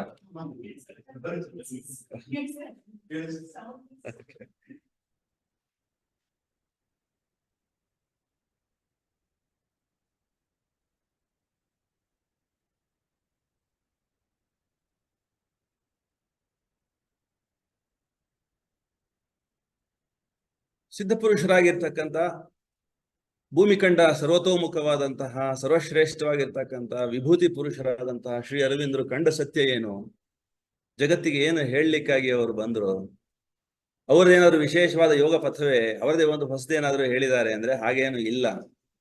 ಅವರೇನು ಹೇಳ್ತಾರೆ, ಯಾವ ಕಾರಣಕ್ಕಾಗಿ ಸೃಷ್ಟಿಯಾಗಿದೆ, ಮುಂದೆ ಏನಾಗಲಿದೆ, ಈ ಭವಿಷ್ಯ ದರ್ಶನವನ್ನು ಅವರು ಮಾಡಿದವರು. ಏನು ಹೇಳ್ತಾರೆ ಪ್ರಧಾನವಾಗಿ, ಹೇಗೆ ನಾವು ಬಂದಿದೀವೋ ಭೂಮಿಗೆ, ಪ್ರಕೃತಿ ನಮ್ಮನ್ನು ಕರೆತಂದಿದೆಯೋ ಹಾಗೆ ನಮಗಿಂತಲೂ ಅತ್ಯುತ್ಕೃಷ್ಟವಾದಂತಹ ಉಪಕರಣಗಳನ್ನು ಹೊಂದಿರತಕ್ಕಂತಹ ದೈವೀ ದಿವ್ಯವಾದ ಕಾರ್ಯಗಳನ್ನ ಮಾಡ್ತಕ್ಕಂತಹ ಸಮರ್ಪಿತವಾದಂತಹ ದೇವಮಾನವರು ಬರ್ತಾರೆ. ನಾವಿರಲ್ವೇ? ಅವು ಇರ್ತೀವಿ. ಹೇಗೆ ನಮ್ಮ ಜೊತೆ ಒಳಗಡೆಗೆ ಮಂಗ, ಚಿಂಪಾಂಜಿ, ಗಿಡ ಮರ ಪ್ರಾಣಿ ಪಕ್ಷಿಗಳು ಬದುಕ್ತಾ ಇದ್ದಾವೋ ಭೂಮಿ ಮೇಲೆ, ನಮ್ ಜೊತೆ ಸಹಬಾಳ್ವೆ ಮಾಡ್ತಾ ಇದ್ದಾವೋ ಹಾಗೆಯೇ ಅವರು ಕೂಡ ನಮ್ಮ ಜೊತೆಗೆ ಸಹಬಾಳ್ವೆ ಮಾಡ್ತಾರೆ. ನಾವು ಕೂಡ ಅವ್ರ ಜೊತೆಗೆ ಇರ್ತೀವಿ, ಇರಬಹುದಾಗಿದೆ. ಮತ್ತೆ ಅಂಥದ್ದೊಂದು ದರ್ಶನ ನಮಗೂ ಸಾಧ್ಯವಾಗತ್ತಾ, ನಮ್ಗೆ ಅನುಭವ ಆಗತ್ತಾ, ನಮಗೆ ಕಾಣುತ್ತಾ ಅಂದ್ರೆ ಆಗತ್ತೆ. ಆ ಸಾಧನೆಯನ್ನ ಮಾಡಬೇಕು ಅನ್ನೋದೇ ನಾನು ಕೊಡ್ತಾ ಇರ್ತಕ್ಕಂಥ ಕರೆ. ಇದು ಶ್ರೀ ಅರವಿಂದರು ಮಾಡದಂತ ಪ್ರಧಾನವಾದಂತ ಬೋಧನೆ. ಅದು ಸುಲಭವೇ ಅಲ್ಲ. ಅದಕ್ಕೆ ನಾವು ಅರವಿಂದರನ್ನೇ ನೋಡ್ಬೇಕಾಗತ್ತೆ, ಅವ್ರೇನೆಲ್ಲ ಮಾಡ್ಕೊಂಡ್ರು ಅಂತ ನೋಡ್ಬೇಕು. ಜಗನ್ಮಹಾಕವಿಯಾಗಿದ್ರು, ಮಹಾವಿಭೂತಿ ಪುರುಷರಾಗಿದ್ರು. ಹೇಗಾದ್ರು 1.5 ವರ್ಷ ಜೈಲಿನಲ್ಲಿ, 13 ತಿಂಗಳು ಜೈಲಿನಲ್ಲಿ ಕಠೋರವಾದ ಶಿಕ್ಷೆಯನ್ನು ಅನುಭವಿಸಿದ್ರು. ಊಟಕ್ಕಿಲ್ಲದೆ ತುಂಬಾ ಕಷ್ಟ ಪಡ್ತಕ್ಕಂತ, ಬೇರೆ ದೇಶಗಳಲ್ಲಿ ನಮ್ಮವ್ರು ಯಾರು ಇಲ್ಲದೆ ಇರ್ತಕ್ಕಂಥ ಜಾಗದಲ್ಲಿ 13 ವರ್ಷಗಳ ಕಾಲ ಒಂದು ಬ್ರೆಡ್, ಒಂದು ಸಣ್ಣದೊಂದು ತುಣುಕು ಆಹಾರ ಅಂತ ಸ್ವೀಕಾರ ಮಾಡಿ ತಮ್ಮನಿಗೂ ಕೊಟ್ಟು ಅಷ್ಟೇ ಆಹಾರದಲ್ಲಿ ಇಡೀ ದಿನವನ್ನು ಕಳೆದ್ರು. ಅಲ್ಲಿ ಬರ್ತಕ್ಕಂತ ಒಂದು ವಿದ್ಯಾರ್ಥಿ ವೇತನದಲ್ಲಿಯೇ ಬಟ್ಟೆಗಳನ್ನ ಮಾಡ್ಕೊಂಡ್ರು. ಪರಾವಲಂಬನೆ ಒಳಗಡೆಗೆ ಇದ್ರು. ಆದ್ರೂ ಕೂಡ ಒಳಗಿನ ಸಾಧನೆಯನ್ನ ಮರೀಲಿಲ್ಲ. ಒಳಗಡೆ ಏನಿದೆ ಅದನ್ನ ಅವರು ಕಡೆಗಣಿಸ್ಲಿಲ್ಲ. ಆ ತರ ಬದುಕಿಗೆ ನಾವು ಸಿದ್ಧ ಇದೀವಾ ನೋಡ್ಕೊಳ್ಬೇಕು.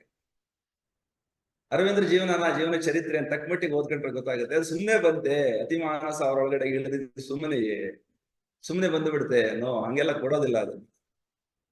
ಮನುಷ್ಯರಿಗೆ ಅದೆಲ್ಲ ಹಂಗ್ ಕೊಡೋದಿಲ್ಲ. ನಾವು 100 ರೂಪಾಯಿ ಕೊಟ್ಟು ಯಾರಿಗಾದ್ರೂ ಏನಾದ್ರು ತರ್ಲಿಕ್ಕೆ ಹೇಳ್ಬೇಕಾದ್ರೆ ನಾವು ಯಾರು ಚೆನ್ನಾಗಿದ್ದಾನೆ, ಯಾರು ಬುದ್ಧಿವಂತ, ಯಾರು ಯೋಗ್ಯತೆ ಇದೆ ಅವನ್ ಮಾತ್ರ ಕರೆದು ಬಾರೋ ಇಲ್ಲಿ ಇದನ್ನ ತಗೊಂಡು ತಗೋ ಅಂತ ಹೇಳ್ತೀವಿ ನಾವು. ದಡ್ರು ಕೊಡೋದಿಲ್ಲ 100 ರೂಪಾಯಿ. 100 ರೂಪಾಯಿ ಕೊಡೋಕು ನಾವು ಹಿಂದೆ ಮುಂದೆ ನೋಡ್ತೀವಿ, ಬುದ್ಧಿವಂತ ಅಂತ ನೋಡ್ತೀವಿ, ವಾಪಸ್ ಬರ್ತಾನ ಇವನು ಅಂತ ನೋಡ್ತೀವಿ ನಾವು. ಇನ್ನ ಅತ್ಯುತ್ಕೃಷ್ಟವಾದಂತಹ ಮುಂದೆ ಸಂಭವಿಸಲಿರ್ತಕ್ಕಂಥ ಒಂದು ಉಪಕರಣ ಅತಿಮಾನಸ, ಅದನ್ನ ಈತನಿಗೆ ಕೊಡಬೇಕು ಅಂದಾಗ ಪರಾಶಕ್ತಿ ಎಷ್ಟು ಸುಲಭವಾಗಿ ಅದನ್ನ ಹ್ಯಾಂಡ್ ಓವರ್ ಮಾಡ್ತಾಳೋ ಮನುಷ್ಯನಿಗೆ. ಸಮರ್ಪಿತನಾಗಿದ್ದಾನ, ಕೊಟ್ರೆ ಇವನು ಇದನ್ನ ಹೊತ್ಕೊಳ್ತಾನ. Man is too fragile to bear the infinite's weight ಅಂತ ಒಂದು ಸಾವಿತ್ರಿ. ಭಗವಂತ ಆಯ್ತು ಬಂದ್ಬಿಡ್ತೀನಿ ಒತ್ಕೊಳಪ್ಪ ನೀನು ಅಂದ್ರೆ ತಟ್ಕೊಳ್ಳೋ ಯೋಗ್ಯತೆ ಇದೆಯಾ? ಶರೀರಕ್ಕೆ ಒತ್ಕೊಳ್ಳೋ ಯೋಗ್ಯತೆ ಇದೆಯಾ? ಒಬ್ಬ ಮನುಷ್ಯನಿಗೆ ಎಷ್ಟು ತೂಕ ಹೊರಿಸ್ಬೋದು? 50 kg ತೂಕ ಇರೋ ಮನುಷ್ಯನಿಗೆ ಅವ್ರು 50 kg ತೂಕದವರೆಗೂ ಹೊರಿಸ್ಬೋದು. 100 ಹಾಕಿದ್ರೆ ಕೆಳಗೆ ಕುಸ್ದೇ ಹೊಟ್ಟೋಗ, ಮತ್ತೆ ಎದ್ದೇಳೋದೇ ಇಲ್ಲ. Man is too weak fragile to bears infinite's weight. ಭಗವಂತ ಸರ್ವಶಕ್ತ ಸರ್ವಾಂತರ್ಯಾಮಿ, ನಮ್ಮೊಳಗಡೆಗೂ ಇದ್ದಾನೆ, ಆದ್ರೆ ಕಿಡಿಯ ರೂಪದಲ್ಲಿ ಸುಪ್ತವಾಗಿದ್ದು ಅದನ್ನು ನಾವು ಪ್ರೋಜ್ವಲಿಸಬೇಕು. ಹೇಗೆ ಒಂದು ಸಣ್ಣ ಕಿಡಿ ಒಳಗಡೆಗೆ ಅದನ್ನ ಊದಿ ಊದಿ ನಾವು ಪ್ರಜ್ವಲಿಸುವ ಜ್ವಾಲೆಯನ್ನಾಗಿ ಮಾಡ್ತೀವೋ ಹಾಗೆ ನಾವು ಮಾಡಬಹುದು. ನಮ್ಮ ಶರೀರದಲ್ಲೂ ಕೂಡ ಅಗ್ನಿ ಇದ್ದಾನೆ. ವೈಶ್ವಾನರನನ್ನಾಗಿ ಮಾಡಬೇಕು ಅಂತ ಅಂದ್ರೆ ದೇಹದ ಮಿತಿಯನ್ನ ದಾಟಬೇಕು, ಪ್ರಾಣದ ಮಿತಿಯನ್ನ ನೋಡ್ಕೊಳ್ಬೇಕಾಗತ್ತೆ, ಮನಸ್ಸಿನ ಮಿತಿಯನ್ನ ಹೆಚ್ಚಿಸ್ಕೊಳ್ಬೇಕು. ಮನಸ್ಸಿಗೆ ಸಾಧ್ಯತೆ ಇದೆ, ಸೂಕ್ಷ್ಮ ಆಗ್ತಾ ಆಗ್ತಾ ಆಗ್ತಾ ವಿಸ್ತಾರ ವ್ಯಾಪಕತೆ ಪಡೆಯಲಿಕ್ಕೆ ಸಾಧ್ಯ ಇದೆ. ಇದೇ ಅರವಿಂದರು ಮಾಡಿದ ಸಾಧನೆ. ಜೈಲೊಳಗಡೆಗಿದ್ದು, ಪರದೇಶಗಳಲ್ಲಿದ್ದು ಅವರು ಗುಪ್ತವಾಗಿ ಸುಪ್ತವಾಗಿ ಸಾಧಿಸಿದ್ದು ಅಂತರಂಗದಲ್ಲಿ, ಆಮೇಲೆ ಬಹಿರಂಗದಲ್ಲಿ ಅದನ್ನು ಘೋಷಿಸಿದರು. ತಪಸ್ಸಿನಿಂದ ಕಂಡ ಸತ್ಯ ಈ ಪ್ರಕೃತಿ ಅತೀತದ ಅವತರಣಕ್ಕಾಗಿ ಕಾತರಿಸಿದೆ, ಭೂಮಿ ಒಳಗಡೆ ಮಾತ್ರ ನಡೀತಾ ಇದೆ. ಮತ್ತ ಆ ಕಾರ್ಯವನ್ನ ಅದು ಮಾಡ್ತಾ ಇದೆ, ಆಲ್ರೆಡಿ ನಡೆಸ್ತಾ ಇದೆ ಅದು. ಆದ್ರೆ ಗತಿ ನಿಧಾನ. ಪ್ರಕೃತಿ ವ್ಯಾಪಾರಗಳೆಲ್ಲ ತುಂಬಾ ನಿಧಾನವಾಗಿ, ಮನುಷ್ಯ ಭೂಮಿಗೆ ಬರ್ಲಿಕ್ಕೆ ಎಷ್ಟೋ ಬಿಲಿಯಾಂತರ ವರ್ಷಗಳನ್ನು ತಗೊಳುತ್ತೆ. ಮನುಷ್ಯನಂತ ಒಂದು ಕಾಂಪ್ಲೆಕ್ಸ್ ಇನ್ಸ್ಟ್ರೂಮೆಂಟ್ ಅನ್ನು ತಯಾರು ಮಾಡ್ಲಿಕ್ಕೆ ಅದು ಅತ್ಯಂತ ಚಿಕ್ಕ ಸೂಕ್ಷ್ಮ ಏಕಾಣುಕೋಶ ಜೀವಿಯಿಂದ, ಅಮೀಬಾದಿಂದ ಪ್ರಾರಂಭ ಮಾಡಿದೆ ಪ್ರಯೋಗವನ್ನು. ಬಹುಕೋಶ ಜೀವಿಯನ್ನು ಮಾಡಿ ಮಾಡಿ ಮಾಡಿ ಮಾಡಿ ಮನುಷ್ಯನನ್ನ ಸೃಷ್ಟಿ ಮಾಡೋ ಹೊತ್ತಿಗೆ ಬಿಲಿಯಾಂತರ ವರ್ಷಗಳು ತಗೊಂಡಿದೆ ಭೂಮಿಗೆ. ಆದ್ರೆ ಅದ್ರ ಮುಂದಿನ ಗುರಿ ಏನಿದೆ, ದೇವಮಾನವರ ಒಂದು ಅವತರಣ ಏನಿದೆ, ಅದಕ್ಕೆ ಮನುಷ್ಯ ಸಹಕಾರ ಕೊಟ್ರೆ, ಅವನ ಉಪಕರಣಗಳನ್ನೆಲ್ಲ ಅದಕ್ಕೆ ಅಂತಾನೆ ತೊಡಗಿಸ್ಬಿಟ್ರೆ ಕ್ಷಿಪ್ರವಾಗಿ ವೇಗವಾಗಿ ಸಾಧ್ಯವಾಗುತ್ತೆ.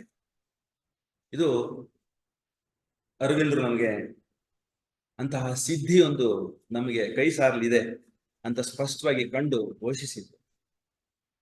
ನಾವು ನಮ್ಮ ಜೀವನದೊಳಗಡೆ ಅಂತ ಸಿದ್ಧಿಗಳನ್ನು ತಕ್ಕ ಮಟ್ಟಿಗೆ, ನೀವು ಎಷ್ಟರ ಮಟ್ಟಿಗೆ ನಾವು ನಮ್ಮನ್ನು ಸಮರ್ಪಣೆ ಮಾಡ್ಕೊಳ್ತೀವಿ ಅಷ್ಟರ ಮಟ್ಟಿಗೆ ಆ ಸಿದ್ಧಿಯ ಒಂದು ಕುರುಹುಗಳು ಸ್ಪಷ್ಟವಾಗಿ ನಮಗೆ ಗೋಚರಿಸ್ತಾ ಹೋಗುತ್ತೆ.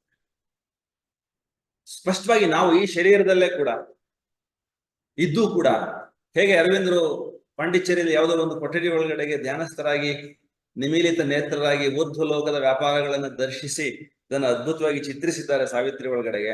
ಅದೇನು ಬರೀ ಕಲ್ಪನೆಯಿಂದ ಮಾಡಿದ್ದು, ಬುದ್ಧಿಯಿಂದ ಮಾಡಿದ್ದು ಅಂತ ನಮಗೆ ಅನ್ಸೋದಿಲ್ಲ. ಅದನ್ನ ಓದ್ತಾ ಓದ್ತಾ ಓದ್ತಾ ಅದು ಸಾಧ್ಯ ಅನಿಸ್ತದೆ, ಮತ್ತೆ ಹೌದು ಅನ್ನಿಸ್ತದೆ. ಅಷ್ಟೇ ಅಲ್ಲ, ಸಂಭವನೀಯ ಅಂತ ಅನಿಸ್ತದೆ, ಅಷ್ಟೇ ಅಲ್ಲ ಸಂಭವಿಸ್ತದೆ ಕೂಡ. ಇದು ಬಹಳ ವಿಶೇಷ. ಇದು ಹೆಂಗ್ ಹೇಳ್ತಾರೆ ಅಂದ್ರೆ, ನಿತ್ಯ ವರ್ತಮಾನದಲ್ಲಿ ಸಂಸ್ಥಿತವಾದ ಪಾತ್ರಗಳಿದಾವಲ್ಲ. ಇದು ಮಹಾಕವಿಯ, ಮಹಾ ಋಷಿಯ ಅಂತರಂಗದ ಯಜ್ಞಶಾಲೆ ಒಳಗಡೆಗೆ ಜಗತ್ತನ್ನ ಆವಾಹಿಸಿಕೊಂಡ ಕಾರಣಕ್ಕಾಗಿ ಕಡೆದು ಮೂಡಿಸಿದ ದರ್ಶನ. ಚೆನ್ನಾಗಿ ಅರ್ಥ ಮಾಡ್ಕೊಳ್ಬೇಕು. ಮಹರ್ಷಿ ಅರವಿಂದ್ರ ಕಂಡಿದ್ದು ಜಸ್ಟ್ ಎ ಪ್ರಿಡಿಕ್ಷನ್ ಅಲ್ಲ, ಇಟ್ ಇಸ್ ಅನ್ ಎಕ್ಸ್ಪೀರಿಯನ್ಸ್. ನಾವು ನೀವು ಎಷ್ಟು ಸಹಜವೋ ಈಗ ಮಾತಾಡ್ತಾ ಇದೀವೋ, ನೋಡ್ತಾ ಇದೀವೋ, ಕೇಳ್ತಾ ಇದೀವೋ, ಹಾಗೆ ದಿವ್ಯ ಜೀವಿಗಳೊಂದಿಗೆ ಸಂವಾದ ಸಾಧ್ಯವಾಗಿಸಿಕೊಂಡ ಮಹಾ ಋಷಿಗಳವರು, ಮಹರ್ಷಿಗಳವರು. ಅದನ್ನೇ ಅಲ್ಲಿ ಚಿತ್ರಿಸಿರೋದು.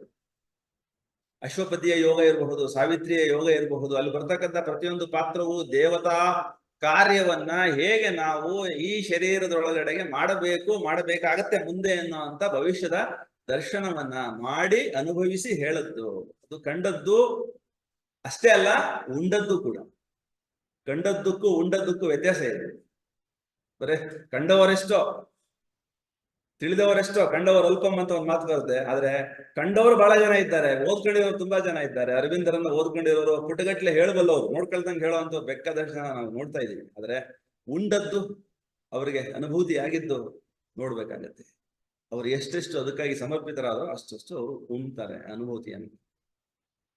ಅವ್ರು ಹೇಳ್ತಾರೆ ಅವ್ರ ಜೀವನ್ ಮುಕ್ತ ಅನ್ನೋ ಒಂದು ಕವನದೊಳಗಡೆಗೆ, only to bring God's forces to waiting nature, to help with wide-winged peace her tormented labor, and heal with joy her ancient sorrow, casting down light on the infinite darkness, he acts and lives. ಹೀ ಅಂದ್ರೆ ಯಾರು ಇಲ್ಲಿ? ಮಹರ್ಷಿ ಅರವಿಂದ್ರ. ಜೀವನ್ ಮುಕ್ತ ಅನ್ನೋ ಕವನದೊಳಗಡೆಗೆ ಅದನ್ನ ಅವ್ರು ಹೇಳ್ಬೇಕಾದ್ರೆ ಯಾರೋ ಅಲ್ಲಿ ಮಾಡ್ತಾ ಇರೋದು ನೋಡಿ ಹೇಳಿದ್ದಲ್ಲ, ಇಲ್ಲಿ ಅವರೇ ಅದಾಗಿ ಹೇಳಿದ್ದು. ಯಾವುದನ್ನ ಪ್ರಕೃತಿ ಮಾಡ್ಬೇಕು ಅಂತ ಹೊರಟಿದೆಯೋ ಅದನ್ನ ಈ ಶರೀರದೊಳಗಡೆಗೆ ಅನುಭವಿಸಿ ಮಾಡಿ ಅದಕ್ಕಾಗಿ ಅಂತ ಹೇಳಿ ಮುಡುಪಾಗಿಟ್ಟಿದ್ದಕ್ಕಾಗಿ ಅನುಭವ ಆಯ್ತು, ಅನುಭೂತಿ ಆಯ್ತು. ಅದಕ್ಕೆ ಅನುಭೂತಿ ತತ್ವಶಾಸ್ತ್ರ ಅರವಿಂದ್ರದು ಇಂಟೆಲೆಕ್ಚುಯಲ್ ಫಿಲಾಸಫಿ ಅಂತ ಭಾವಿಸಬೇಡಿ, ಅದನ್ನು ಅನುಭೂತಿ ಅನುಭವಿಸಬಹುದು. ಯಾರು? ಇಂಥವ್ರು. ಒಂದು ದೇವಯಜ್ಞ ನನ್ನ ಬದುಕೆಲ್ಲವೂ ಅಂತ ಯಾರು ಭಾವನೆ ಮಾಡ್ತಾರೋ ಮತ್ತೆ ಹಾಗೆ ಭಾವಿಸಿ ಬದುಕ್ತಾರೋ ಅವ್ರಿಗೆ ಈ ಆಕ್ಟ್ಸ್ ಅಂಡ್ ಲಿವ್ಸ್ ಅನ್ನೋದು ಎಕ್ಸ್ಪೀರಿಯನ್ಸ್ ಆಗಿದೆ. ಈ ಪಂಕ್ತಿಗಳಲ್ಲಿ ಅವರು ಏನ್ ಮಾಡಿದ್ರು ಅನ್ನೋದನ್ನ ಅವರು ಹೇಳಿದ್ದಾರೆ. ಅದೇನು? ಸ್ವಸ್ವರೂಪದ ಉತ್ತುಂಗ ಶೃಂಗ. ಯಾವುದು ನಮ್ಮ ಶರೀರದೊಳಗಡೆಗೆ ಪ್ರಾಣವಾಗಿ ಸಂಚರಿಸ್ತಾ ಇದೆಯೋ, ಮನವಾಗಿ ಕಾರ್ಯಾಚರಿಸ್ತಾ ಇದೆಯೋ, ಬುದ್ಧಿಯಾಗಿ ದಿಗ್ದರ್ಶಿಸ್ತಾ ಇದೆಯೋ, ಅದು ಅದೇ ಸ್ವಸ್ವರೂಪವೇ. ಅದು ನನಗೆ ಹೇಳಬೇಕು ಮುಂದಿನ ಮಾತಿದು ಅಂತ, ಇಲ್ಲದೆ ನನ್ನ ಮಾತು ಮುಂದಕ್ಕೆ ಬರೋದಿಲ್ಲ. ಮುಂದಿನ ಶಬ್ದ ಏನಾಗಿರ್ಬೇಕು, ಮುಂದೆ ಯಾವ ತರ ನೀನು ವಿನ್ಯಾಸ ಮಾಡಬೇಕು, ವಾಕ್ಯ ವಿನ್ಯಾಸ ಆಗಬೇಕು, ಅದು ಹೇಳಬೇಕು.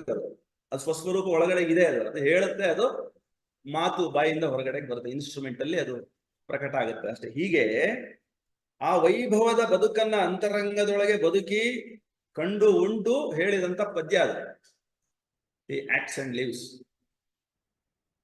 ಆ ಉತ್ತುಂಗ ಶೃಂಗಗಳಲ್ಲಿ ಏನಿತ್ತು? ಬೆಳಕಿತ್ತು, ಶಾಂತಿ ಇತ್ತು, ಶಕ್ತಿ ಇತ್ತು. ಅವರನ್ನು ನೋಡಿದ್ರೆ ಗೊತ್ತಾಗತ್ತೆ. ಮಹರ್ಷಿ ಅರವಿಂದರ ಫೋಟೋ ನೋಡಿದ್ರು ಸಾಕು ನಮ್ಗೆ, ಒಂದು 5-5 ನಿಮಿಷ ದಿನಕ್ಕೆ ನೋಡಿದ್ರು ಸಾಕು, ಕಣ್ಣು ಮುಚ್ಚಿದ್ರೆ ಆ ಭಾವಚಿತ್ರ ಬಂದ್ರು ಸಾಕು. ಆ ಶಾಂತಿ ಅಂದ್ರೆ ಏನು, ಆ ತುರಿಯದ ಅನುಭೂತಿ ಅಂದ್ರೆ ಏನು, ಆ ಆನಂದ ಅಂದ್ರೆ ಏನು ಗೊತ್ತಾಗ್ತದೆ. ಅದಕ್ಕೇನು ಹೂವ ಇಟ್ಟು, ಅದಕ್ಕೆ ಗಂಧ ಇಟ್ಟು, ಅದಕ್ಕೆ ಮಂಗಳಾರತಿ ಮಾಡೋ ಅವಶ್ಯಕತೆಯೇ ಇಲ್ಲ. ಕಣ್ ತುಂಬಿಕೊಂಡ್ರೆ ಸಾಕು, ಭಾವ ನಿವೇದನೆ ಮಾಡಿದ್ರೆ ಸಾಕು. ನನ್ನ ದೇಹವಿದು ಭವದ ಯಂತ್ರ ನಿನಗಾಗಿ ಅಂತ ಹೇಳಿ ಆ ಕ್ಷಣ ಅಂದ್ರೆ ಸಮರ್ಪಿತ ನಿನಗಾಗಿ ಅಂತಂದ್ರೆ ಮುಂದಿದ್ದೆಲ್ಲ ವಿದ್ಯಮಾನಗಳು ಅರವಿಂದರ ಪ್ರಣೀತ. ಅದು ಅವತರಿಸ್ತದ ಆ ಕ್ಷಣವೇ, ಟೈಮ್ ಗ್ಯಾಪ್ ಇಲ್ಲ. ಯಾರಿಗೆ ಬೇಕಾಗಿದೆ ಅವರು ಮುಂದಡಿ ಇಡಬಹುದು. ಅದಕ್ಕೆ ಏನ್ ಮಾಡ್ಬೇಕು ಅಂತ ಹೇಳಿದ್ದಾರೆ, prayer a master act a king idea can link man strength to transcendental force. ಎಷ್ಟು ಚಂದ ಹೇಳಿದ್ದಾರೆ, 3 ಲಿವರೇಜ್ ಅಂತ ಹೇಳ್ತಾರೆ ಇದನ್ನು. ನಿಮ್ಮನ್ನ ಒಂದು ಕ್ಷಣಕ್ಕೆ ಭವದಿಂದ ಅಭವಕ್ಕೆ ಎತ್ತತಕ್ಕಂತ ಲಿವರ್ ಇದು ಎ ಪ್ರೇಯರ್. ಪ್ರಾರ್ಥಿಸಿದರಾವುದಾಗದೋ ಅಂತಾರೆ ಇನ್ನೊಬ್ಬ ಮಹಾಕವಿ. ಇಡೀ ಕಾವ್ಯವನ್ನ ಪ್ರಾರ್ಥನಾ ರೂಪದಲ್ಲಿ ಮಾಡ್ಬಿಟ್ಟಿದ್ದಾರೆ. ಇಡೀ ಕಾವ್ಯವೇ ಪ್ರಾರ್ಥಿಸ್ತದಲ್ಲ, ಪ್ರಾರ್ಥಿಸಿದ ಪಾತ್ರವೇ ಇಲ್ಲ, ಪ್ರಾರ್ಥಿಸಿದರಾಗದ ಯಾವ ಸಂಗತಿಯೂ ಇಲ್ಲ ಭೂಲೋಕ. ಪ್ರಾರ್ಥಿಸಿದರಾವುದಾಗದೋ a prayer can link man strength to transcendental force. ಎಷ್ಟೊತ್ತು ಬೇಕು ಪ್ರಾರ್ಥನೆ ಮಾಡೋದಕ್ಕೆ? ಭಾಷೆಯೇ ಇಲ್ಲದ, ಭಾವವೇ ಇಲ್ಲದ ಪ್ರಾರ್ಥನೆಗಳು ನಡೀತಾ ಇದೆ. ಪ್ರಕೃತಿ 107 ತೃಣಕಾಶದಲ್ಲಿ ಪ್ರಾರ್ಥನಾ ನಿರತವಾಗೇ ಇದೆ. ಪರಾಪ್ರಕೃತಿ ಅಪರಾಪ್ರಕೃತಿ ಸಂವಾದ ನಡೀತಾನೆ ಇದೆ. ಪ್ರಕೃತಿ ಎಲ್ಲವೂ ಪರಾಪ್ರಕೃತಿಯನ್ನು ಆಧರಿಸೇ ಇದೆ. ಅದು ಯಾವ ಕ್ಷಣ ಮಿಸ್ ಆಗಿದೆ ಲಿಂಕ್? 1 ಸೆಕೆಂಡ್ ಕೂಡ ಮಿಸ್ ಆಗಕ್ಕೆ ಚಾನ್ಸೇ ಇಲ್ಲ. ಒಂದು ಕ್ಷಣ ಸರಣಿ ತುಂಡುಗಡಿದ್ರೆ ಒಂದು ಘಟನೆ ನಡೆಯೋದೇ ಇಲ್ಲ ಇಲ್ಲಿ. ಎಂತ ಅದ್ಭುತ! 1 ಸೆಕೆಂಡ್ಗೆ ಒಬ್ಬ ಮನುಷ್ಯ ದೇಹ ಬಿಡ್ತಾನೆ ಭೂಮಿ ಮೇಲೆ. 1 ಸೆಕೆಂಡ್ ಒಬ್ಬ ಮನುಷ್ಯ. 1 ನಿಮಿಷಕ್ಕೆ 60 ಜನ ಹೊರಟಾಗ್ತಾರೆ, ಗಂಟೆಗೆ 3600 ಜನ ಹೊರಟಾಗ್ತಾರೆ. ಎಷ್ಟು ಎಕ್ಸಿಕ್ಯೂಷನ್ ಮೃತ್ಯುದು ನಡೀತಾ ಇದೆ. Death is the vaster life, death is the beginning of vaster life ಅಂತಾರೆ ಅರವಿಂದ. ಮೃತ್ಯು ತಾಮ್ ನಾಂದಿ ಏಯಿಸಲೆ ಪೇಳ್ ಅಲೌಕಿಕಕ್ಕೆ ಅಂತಾರೆ ಇನ್ನೊಬ್ರು. ಮೃತ್ಯು ಯಜ್ಞ ನಡೀತಾ ಇದೆ, ಸಹಜ ಅದು. ಅದರಷ್ಟರಲ್ಲಿ ಇದನ್ನ ನೋಡಿ ಬಿಡು, ಇದನ್ನು ಕಂಡು ಬಿಡು, ಇದನ್ನು ಅನುಭವಿಸಿ ಬಿಡು. ಇದು ಅರವಿಂದ್ರ ಹೇಳ್ತಾರೆ. ಮತ್ತೊಂದು ಶರೀರ ಕಾಯ್ಬೇಡ, ನೀವು ಬಂದಾಗಿದೆ ಮಾನವ ಜನ್ಮಕ್ಕೆ, ಮತ್ತಿನ್ಯಾಕೆ ತಡ? ಆ ದೇವ ಕಾರ್ಯಕ್ಕಾಗಿ ನೀನು ಸಮರ್ಪಿತನಾಗು. ಈ 3 ಹೇಳ್ತಾರಲ್ಲ, A prayer a master act a king idea. ಇವು ಮೂರೇ ಮಾಡ್ಬೇಕಾಗಿರೋದು, ನಾವು ಇನ್ನೇನು ಮಾಡ್ಬೇಕಾಗಿಲ್ಲ. ಒಂದು ಸಾರಿ ನಮಗೆ ಒಂದು mighty deed can change the course of actions. A single thought becomes omnipotent. ಒಂದು ಸಾರಿ ಅನುಭವ ಆದ್ರೆ ಒಂದು ಫ್ಲಾಶ್ ಜೀವನದೊಳಗೆ ಒಂದು ಅನುಭವ ಇಂಥದ್ದು ಆದ್ರು ಮತ್ತೆ ನಾವು ಆ ಕಡೆ ಹೋಗೋದಿಲ್ಲ, ಬಹುದ ಕಡೆಗೆ ತಿರುಗೋದಿಲ್ಲ. ಅದು ನಾವಾಗೇ ಅಸ್ಪೈರ್ ಮಾಡ್ಬೋದು, ನಾವಾಗೇ ಭವವನ್ನ ರಿಜೆಕ್ಟ್ ಮಾಡ್ಬೋದು, ನಾವಾಗೆ ಸರೆಂಡರ್ ಆಗ್ಬೋದು, ಅಥವಾ ಆಗಿಸಲಾಗುತ್ತದೆ, ನಿಮಗೆ ಬಾರಿಸಲಾಗುತ್ತದೆ. Pain is the hammer of the god to break the dead resistance of the human heart. ಸಾವಿತ್ರಿನೊಳಗಡೆ ಹೇಳ್ತಾರೆ, ನೀನ್ ತಿರುಗ್ಲಿಲ್ವಾ ಸುತ್ತಿಗೆನಲ್ಲಿ ಬಾರಿಸ್ತೀನಿ, ಅವಾಗಾದ್ರೂ ನೀನ್ ತಿರುಗಲೇಬೇಕಾಗುತ್ತೆ. ಇದು ಭಗವಂತನ ಉಪಕರಣ. Pain is the hammer of the God to break the dead resistance. ಅಷ್ಟು ರೆಸಿಸ್ಟೆನ್ಸ್ ಇದೆ ನಮ್ಗೆ. ಹಿಡ್ತಾ ಇಟ್ಕೊಂಡು ಕೂತ್ಬಿಟ್ಟಿದೀವಿ. 1000 ವರ್ಷ ಆದ್ರೂ ನಾನು ಸಾಯೋದೇ ಇಲ್ಲ ಅಂತ ಯೋಚನೆ ಮಾಡೋ ಅಂಥವ್ರು ಇದ್ದಾರೆ. ಪಕ್ಕದಲ್ಲಿರೋ ಸತ್ರು ಕೂಡ ನಾನ್ ಮಾತ್ರ ಸಾಯಲ್ಲ ಅಂತ ಯೋಚನೆ ಮಾಡೋರು. ನೋ, ಇಟ್ ಇಸ್ ಯಜ್ಞ. ಮೃತ್ಯುತಾಂ ನಾಂದಿ ಐಸಲೆ ಬೇಳ್ ಅಲೌಕಿಕ. ಆ ಅಲೌಕಿಕವನ್ನ ಇದ್ದಾಗಲೇ ಭಾವಿಸಿ ಅನುಭವಿಸು, ಅನುಸಂಧಾನ ಮಾಡಪ್ಪ. ಆಮ್ನಿಪೊಟೆಂಟ್ ಆಗ್ಬಿಡ್ತೀಯ ನೀನು, ವಿಶ್ವಾತ್ಮಕ ಆಗ್ಬಿಡ್ತೀಯ ನೀನು, ಬ್ರಹ್ಮಾಂಡವೇ ನೀನ್ ಆಗ್ತೀಯಪ್ಪ ಅಂತ ಹೇಳಿ ಸ್ಪಷ್ಟವಾಗಿ ಹೇಳ್ತಾರೆ. One mighty deed can change the course of actions. A single thought becomes omnipotent. ಇದೊಂದು ಥಾಟ್, ಇದು ಅರವಿಂದ್ರ ಮಾಡಿರುವಂತದ್ದು. ನಮ್ಮೊಳಗೆ ಬಂದ ತಕ್ಷಣ ಯಾಕೆ ವಿಶ್ವವ್ಯಾಪಕತ್ವ ನಮಗ್ ಬರಲ್ಲ? ಅಷ್ಟು ಜಿಗಿಟುತನ ಇಟ್ಕೊಂಡು ಕೂತಿದೀವಿ. ಸಮರ್ಪಣೆ ಮಾಡ್ಲಿಕ್ಕೆ ಇನ್ನು ಮೀನಾಮೇಷ ಎಣಿಸ್ತಾ ಇದೀವಿ. ಮಹಾಪುರುಷರಾದ ಅರವಿಂದರು ಪ್ರತಿ ಕ್ಷಣ ಪ್ರತಿ ಉಸಿರಾಟದಲ್ಲಿ ಇದನ್ನೇ ಮಾಡ್ತಾ ಹೋಗ್ತಾರೆ. ಸಾಧನೆ. ಇಂದಿಗೂ ಯಾರು ಆ ಮಾರ್ಗದಲ್ಲಿ ಬರ್ತಾರೋ ಅವ್ರನ್ನೆಲ್ಲ ನೋಡ್ತಾ ಇದ್ದಾರೆ. ಎಷ್ಟೆಷ್ಟು ಅವರು ಶುದ್ಧರಿದ್ದಾರೆ, ಸಿದ್ಧರಿದ್ದಾರೆ, ಅಷ್ಟಷ್ಟು ಅವರಿಗೆ ಕೈಯನ್ನ ಅವರು ತೋರಿಸ್ತಾ ಇದ್ದಾರೆ, ಮಾರ್ಗದರ್ಶನ. ಅವರು ಮಾಡಿದ ಆ ದೇವತಾ ಕಾರ್ಯವನ್ನ ನಾವು ಕೂಡ ಮುಂದುವರಿಸಬೇಕಾಗಿದೆ ಈ ಶರೀರದಲ್ಲಿ, ಈ ಭವದಲ್ಲಿ. ಪೂರ್ಣಯೋಗ ಪ್ರತಿಕನ ಸಾಧನೆ ಇದು. ಆ ಪ್ರವೃತ್ತಿ ನಮ್ಮೊಳಗಡೆಗೆ. ನಿವೃತ್ತಿ ಮಾರ್ಗದ ಅಂತ ಹೇಳಿಲ್ಲ ಅವರು, ನಿವೃತ್ತಿ ಮಾರ್ಗ ಹೇಳೇ ಇಲ್ಲ ಅರವಿಂದರು. ಭವವನ್ನು ಬಿಡ್ಲೇಬೇಡಿ ಅಂತ ಹೇಳಿದ್ದಾರೆ, ಸಂಸಾರವನ್ನು ಬಿಡ್ಲೇಬೇಡಿ ಅಂತ ಹೇಳಿದ್ದಾರೆ. ಮಾಡುವುದೆಲ್ಲವೂ ಭಗವಂತನ ಕಾರ್ಯ ಅಂತ ಮಾಡ್ಬಿಡಿ, ಪ್ರವೃತ್ತರಾಗಿ ಅಷ್ಟೇನೆ. ದಿವ್ಯ ಕರ್ಮ ಅಂತ ಮಾಡ್ತಾ ಹೋಗ್ಬಿಡಿ. ಟ್ರಾನ್ಸಿಷನ್, ಜಸ್ಟ್ ಒಂದು ನಾವು ನಮ್ಮೊಳಗಿನ ಟ್ರಾನ್ಸಿಷನ್ ಅನ್ನ ಇನಿಶಿಯೇಟ್ ಮಾಡಿದ್ರೆ ಸಾಕು, ದೇವತಾ ಕಾರ್ಯ ಆಗಿಬಿಡ್ತದೆ. ಮಹಾಕಾವ್ಯ ಸಾವಿತ್ರಿನಲ್ಲಿ ಹೇಳ್ತಾರೆ, mind is the mediator divinity. ಮನಯೇವ ಮನುಷ್ಯಾಣಂ ಕಾರಣಂ ಬಂಧ ಮೋಕ್ಷಯೋ ಅಂತ ಹೇಳಿ ವಿದ್ಯಾರಣ್ಯ ಮುನಿಗಳು ತಮ್ಮ ಪಂಚದಶಿನಲ್ಲಿ ಇದನ್ನ ಹೇಳ್ತಾರೆ. ಮನಸ್ಸೇ ಬಂಧನಕ್ಕೂ ಬಿಡುಗಡೆಗೂ ಇರುವಂತ ಏಕೈಕ ಉಪಕರಣ. ಅರವಿಂದ್ರ ಏನ್ ಹೇಳ್ತಾರೆ? It is a mediator divinity. ನಿನ್ನೊಳಗಡೆಗೆ ಇದೆಯಲ್ಲ, it can mediate you to the supreme consciousness. Its powers can undo nature's work. ಯಾವುದೋ ಅತ್ಯಂತ ಕಷ್ಟದಿಂದ ಮಾಡ್ಕೊಂಡು ಬಂದಿದ್ದ ಪ್ರಕೃತಿ, ಅದನ್ನೆಲ್ಲ ಅತ್ಯಂತ ಚಿಟಿಕೆ ಹೊಡೆಯೋದ್ರಲ್ಲಿ ಒಂದು ಫ್ಲಾಶ್ ಸಮಯದೊಳಗಡೆ ಮಾಡಾಕತ್ತ mind. Can suspend or change. ಬೇಕಾದ್ರೆ ಬದಲಾಯಿಸ್ತದೆ mind. Affranchised from earth's habits drowsy seal. ಜಡದ ಅಂತರಂಗದೊಳಗಡೆಗೆ ಶರೀರ ಅನ್ನುವಂಥ ಒಂದು ಪ್ರಜ್ಞೆ ಒಳಗಡೆಗೆ ನಾವು ಬಂದಿಯಾಗಿ ಕೂತಿದೀವಲ್ಲ, ಅದನ್ನು ಬಿಡಿಸಿಬಿಡ್ತದೆ. ಸೊ ಹೀಗೆ ಒಂದೊಂದು ಮಂತ್ರ, ಒಂದೊಂದು ಶಬ್ದ ಬ್ರಹ್ಮಭಾವಕ್ಕೆ ನಮ್ಮನ್ನು ಎತ್ತಿ ಭೂಮಕ್ಕೆ ಒಯ್ದು ತಲುಪಿಸ್ತದೆ. ಅರವಿಂದರ ವ್ಯಕ್ತಿತ್ವವೇ ಭೂಮ ವ್ಯಕ್ತಿತ್ವ. ಅವರ ಸಾಲುಗಳು ಭೂಮದ ಅಭಿವ್ಯಕ್ತಿಗಳು. ಪ್ರತಿಯೊಂದು ಶಬ್ದಕ್ಕೂ ಪ್ರತಿಯೊಂದು ಸಾಲಿಗೂ ಒಂದು ಎನರ್ಜಿ ಕಂಟೆಂಟ್ ಇದೆ. ಅದನ್ನ ಹಾಗೆ ನಾವು ತಗೊಳ್ಬೇಕಾಗತ್ತೆ. ತಗೊಳಕ್ಕೆ ಯೋಗ್ಯತೆ, ಅರ್ಹತೆ, ಪಾತ್ರತೆ ನಮ್ಮಲ್ಲಿ ಸಂಪಾದನೆ ಮಾಡಬೇಕಾಗುತ್ತೆ. Death can immortalise the moment's work. A simple fiat of its thinking force, the casual pressure of its slight assent can liberate the energy dumb and pent. ಎಂತ ಅದ್ಭುತವಾದ ಮಾತುಗಳು. ಸುಮ್ಮನೆ ಓದ್ತಾ ಇದ್ರೆ ಸಾಕು, ಮೈ ಒಳಗಡೆಗೆ ರೋಮಾಂಚನ ಇರುತ್ತೆ. ಸದ್ಯದ ಜಗತ್ತಿಗೆ ಅತೀತವಾಗಿರ್ತಕ್ಕಂಥ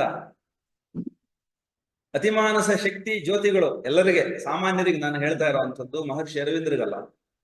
ಪೃಥ್ವಿ ತತ್ವಕ್ಕೆ ಪೂರ್ಣ ಪ್ರಮಾಣದಲ್ಲಿ ಅವತರಿಸಲು, ಲೋಕವನ್ನ ಪರಿವರ್ತಿಸಲು ಮಾನವರ ಕಾರ್ಯ ವಿಶೇಷವಾಗಿ ಬೇಕಾಗಿದೆ.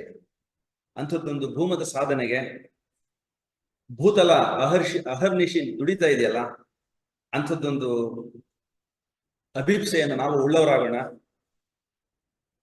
ಆ ಭೂಮದ ಸಾಧನೆಯನ್ನ ನಮ್ಮ ಹೃದಯಾಂತರಾಳದಲ್ಲಿ ಭಾವಿಸೋಣ ಅಂತ ಪ್ರಾರ್ಥಿಸ್ತಾ, ಭಗವಂತನ ಕೃಪೆ ಎಲ್ಲರಿಗೆ ಶ್ರೀ ಅರವಿಂದರ ಮೂಲಕ, ಶ್ರೀ ಮಾತಾ ಅರವಿಂದರ ಮೂಲಕ ಆಗಲಿ ಅಂತ ಹೇಳಿ ನಾನು ಹಂಬಲಿಸ್ತಾ, ಇಲ್ಲಿಗೆ ನನ್ನನ್ನು ಆಹ್ವಾನಿಸಿ ಕಾರ್ಯಕ್ರಮವನ್ನ ಸುಂದರವಾಗಿ ನಡೆಸಿಕೊಡ್ಲಿಕ್ಕೆ ಕಾರಣಕರ್ತರಾದ ಸನ್ಮಾನ್ಯ ಶ್ರೀ ಅಜಿತ್ ಸಬ್ನಿಸ್ ಸರ್ಗೂ, ಶ್ರೀಮತಿ ವೈಶಾಲಿ ಅವರಿಗೂ ಆಗಮಿಸಿ ಅತ್ಯಂತ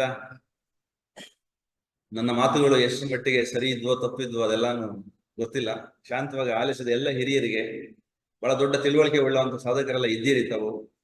ತಪ್ಪುಗಳೇನಾದ್ರೂ ಇದ್ರೆ ನನ್ನನ್ನ ಕ್ಷಮಿಸಬೇಕು, ಮನ್ನಿಸಬೇಕು ಅಂತ ಹೇಳಿ ಪ್ರಾರ್ಥಿಸಿ ನನ್ನ ಮಾತಿಗೆ ಮಂಗಳ ಹಾಡ್ತೀನಿ. ಧನ್ಯವಾದ.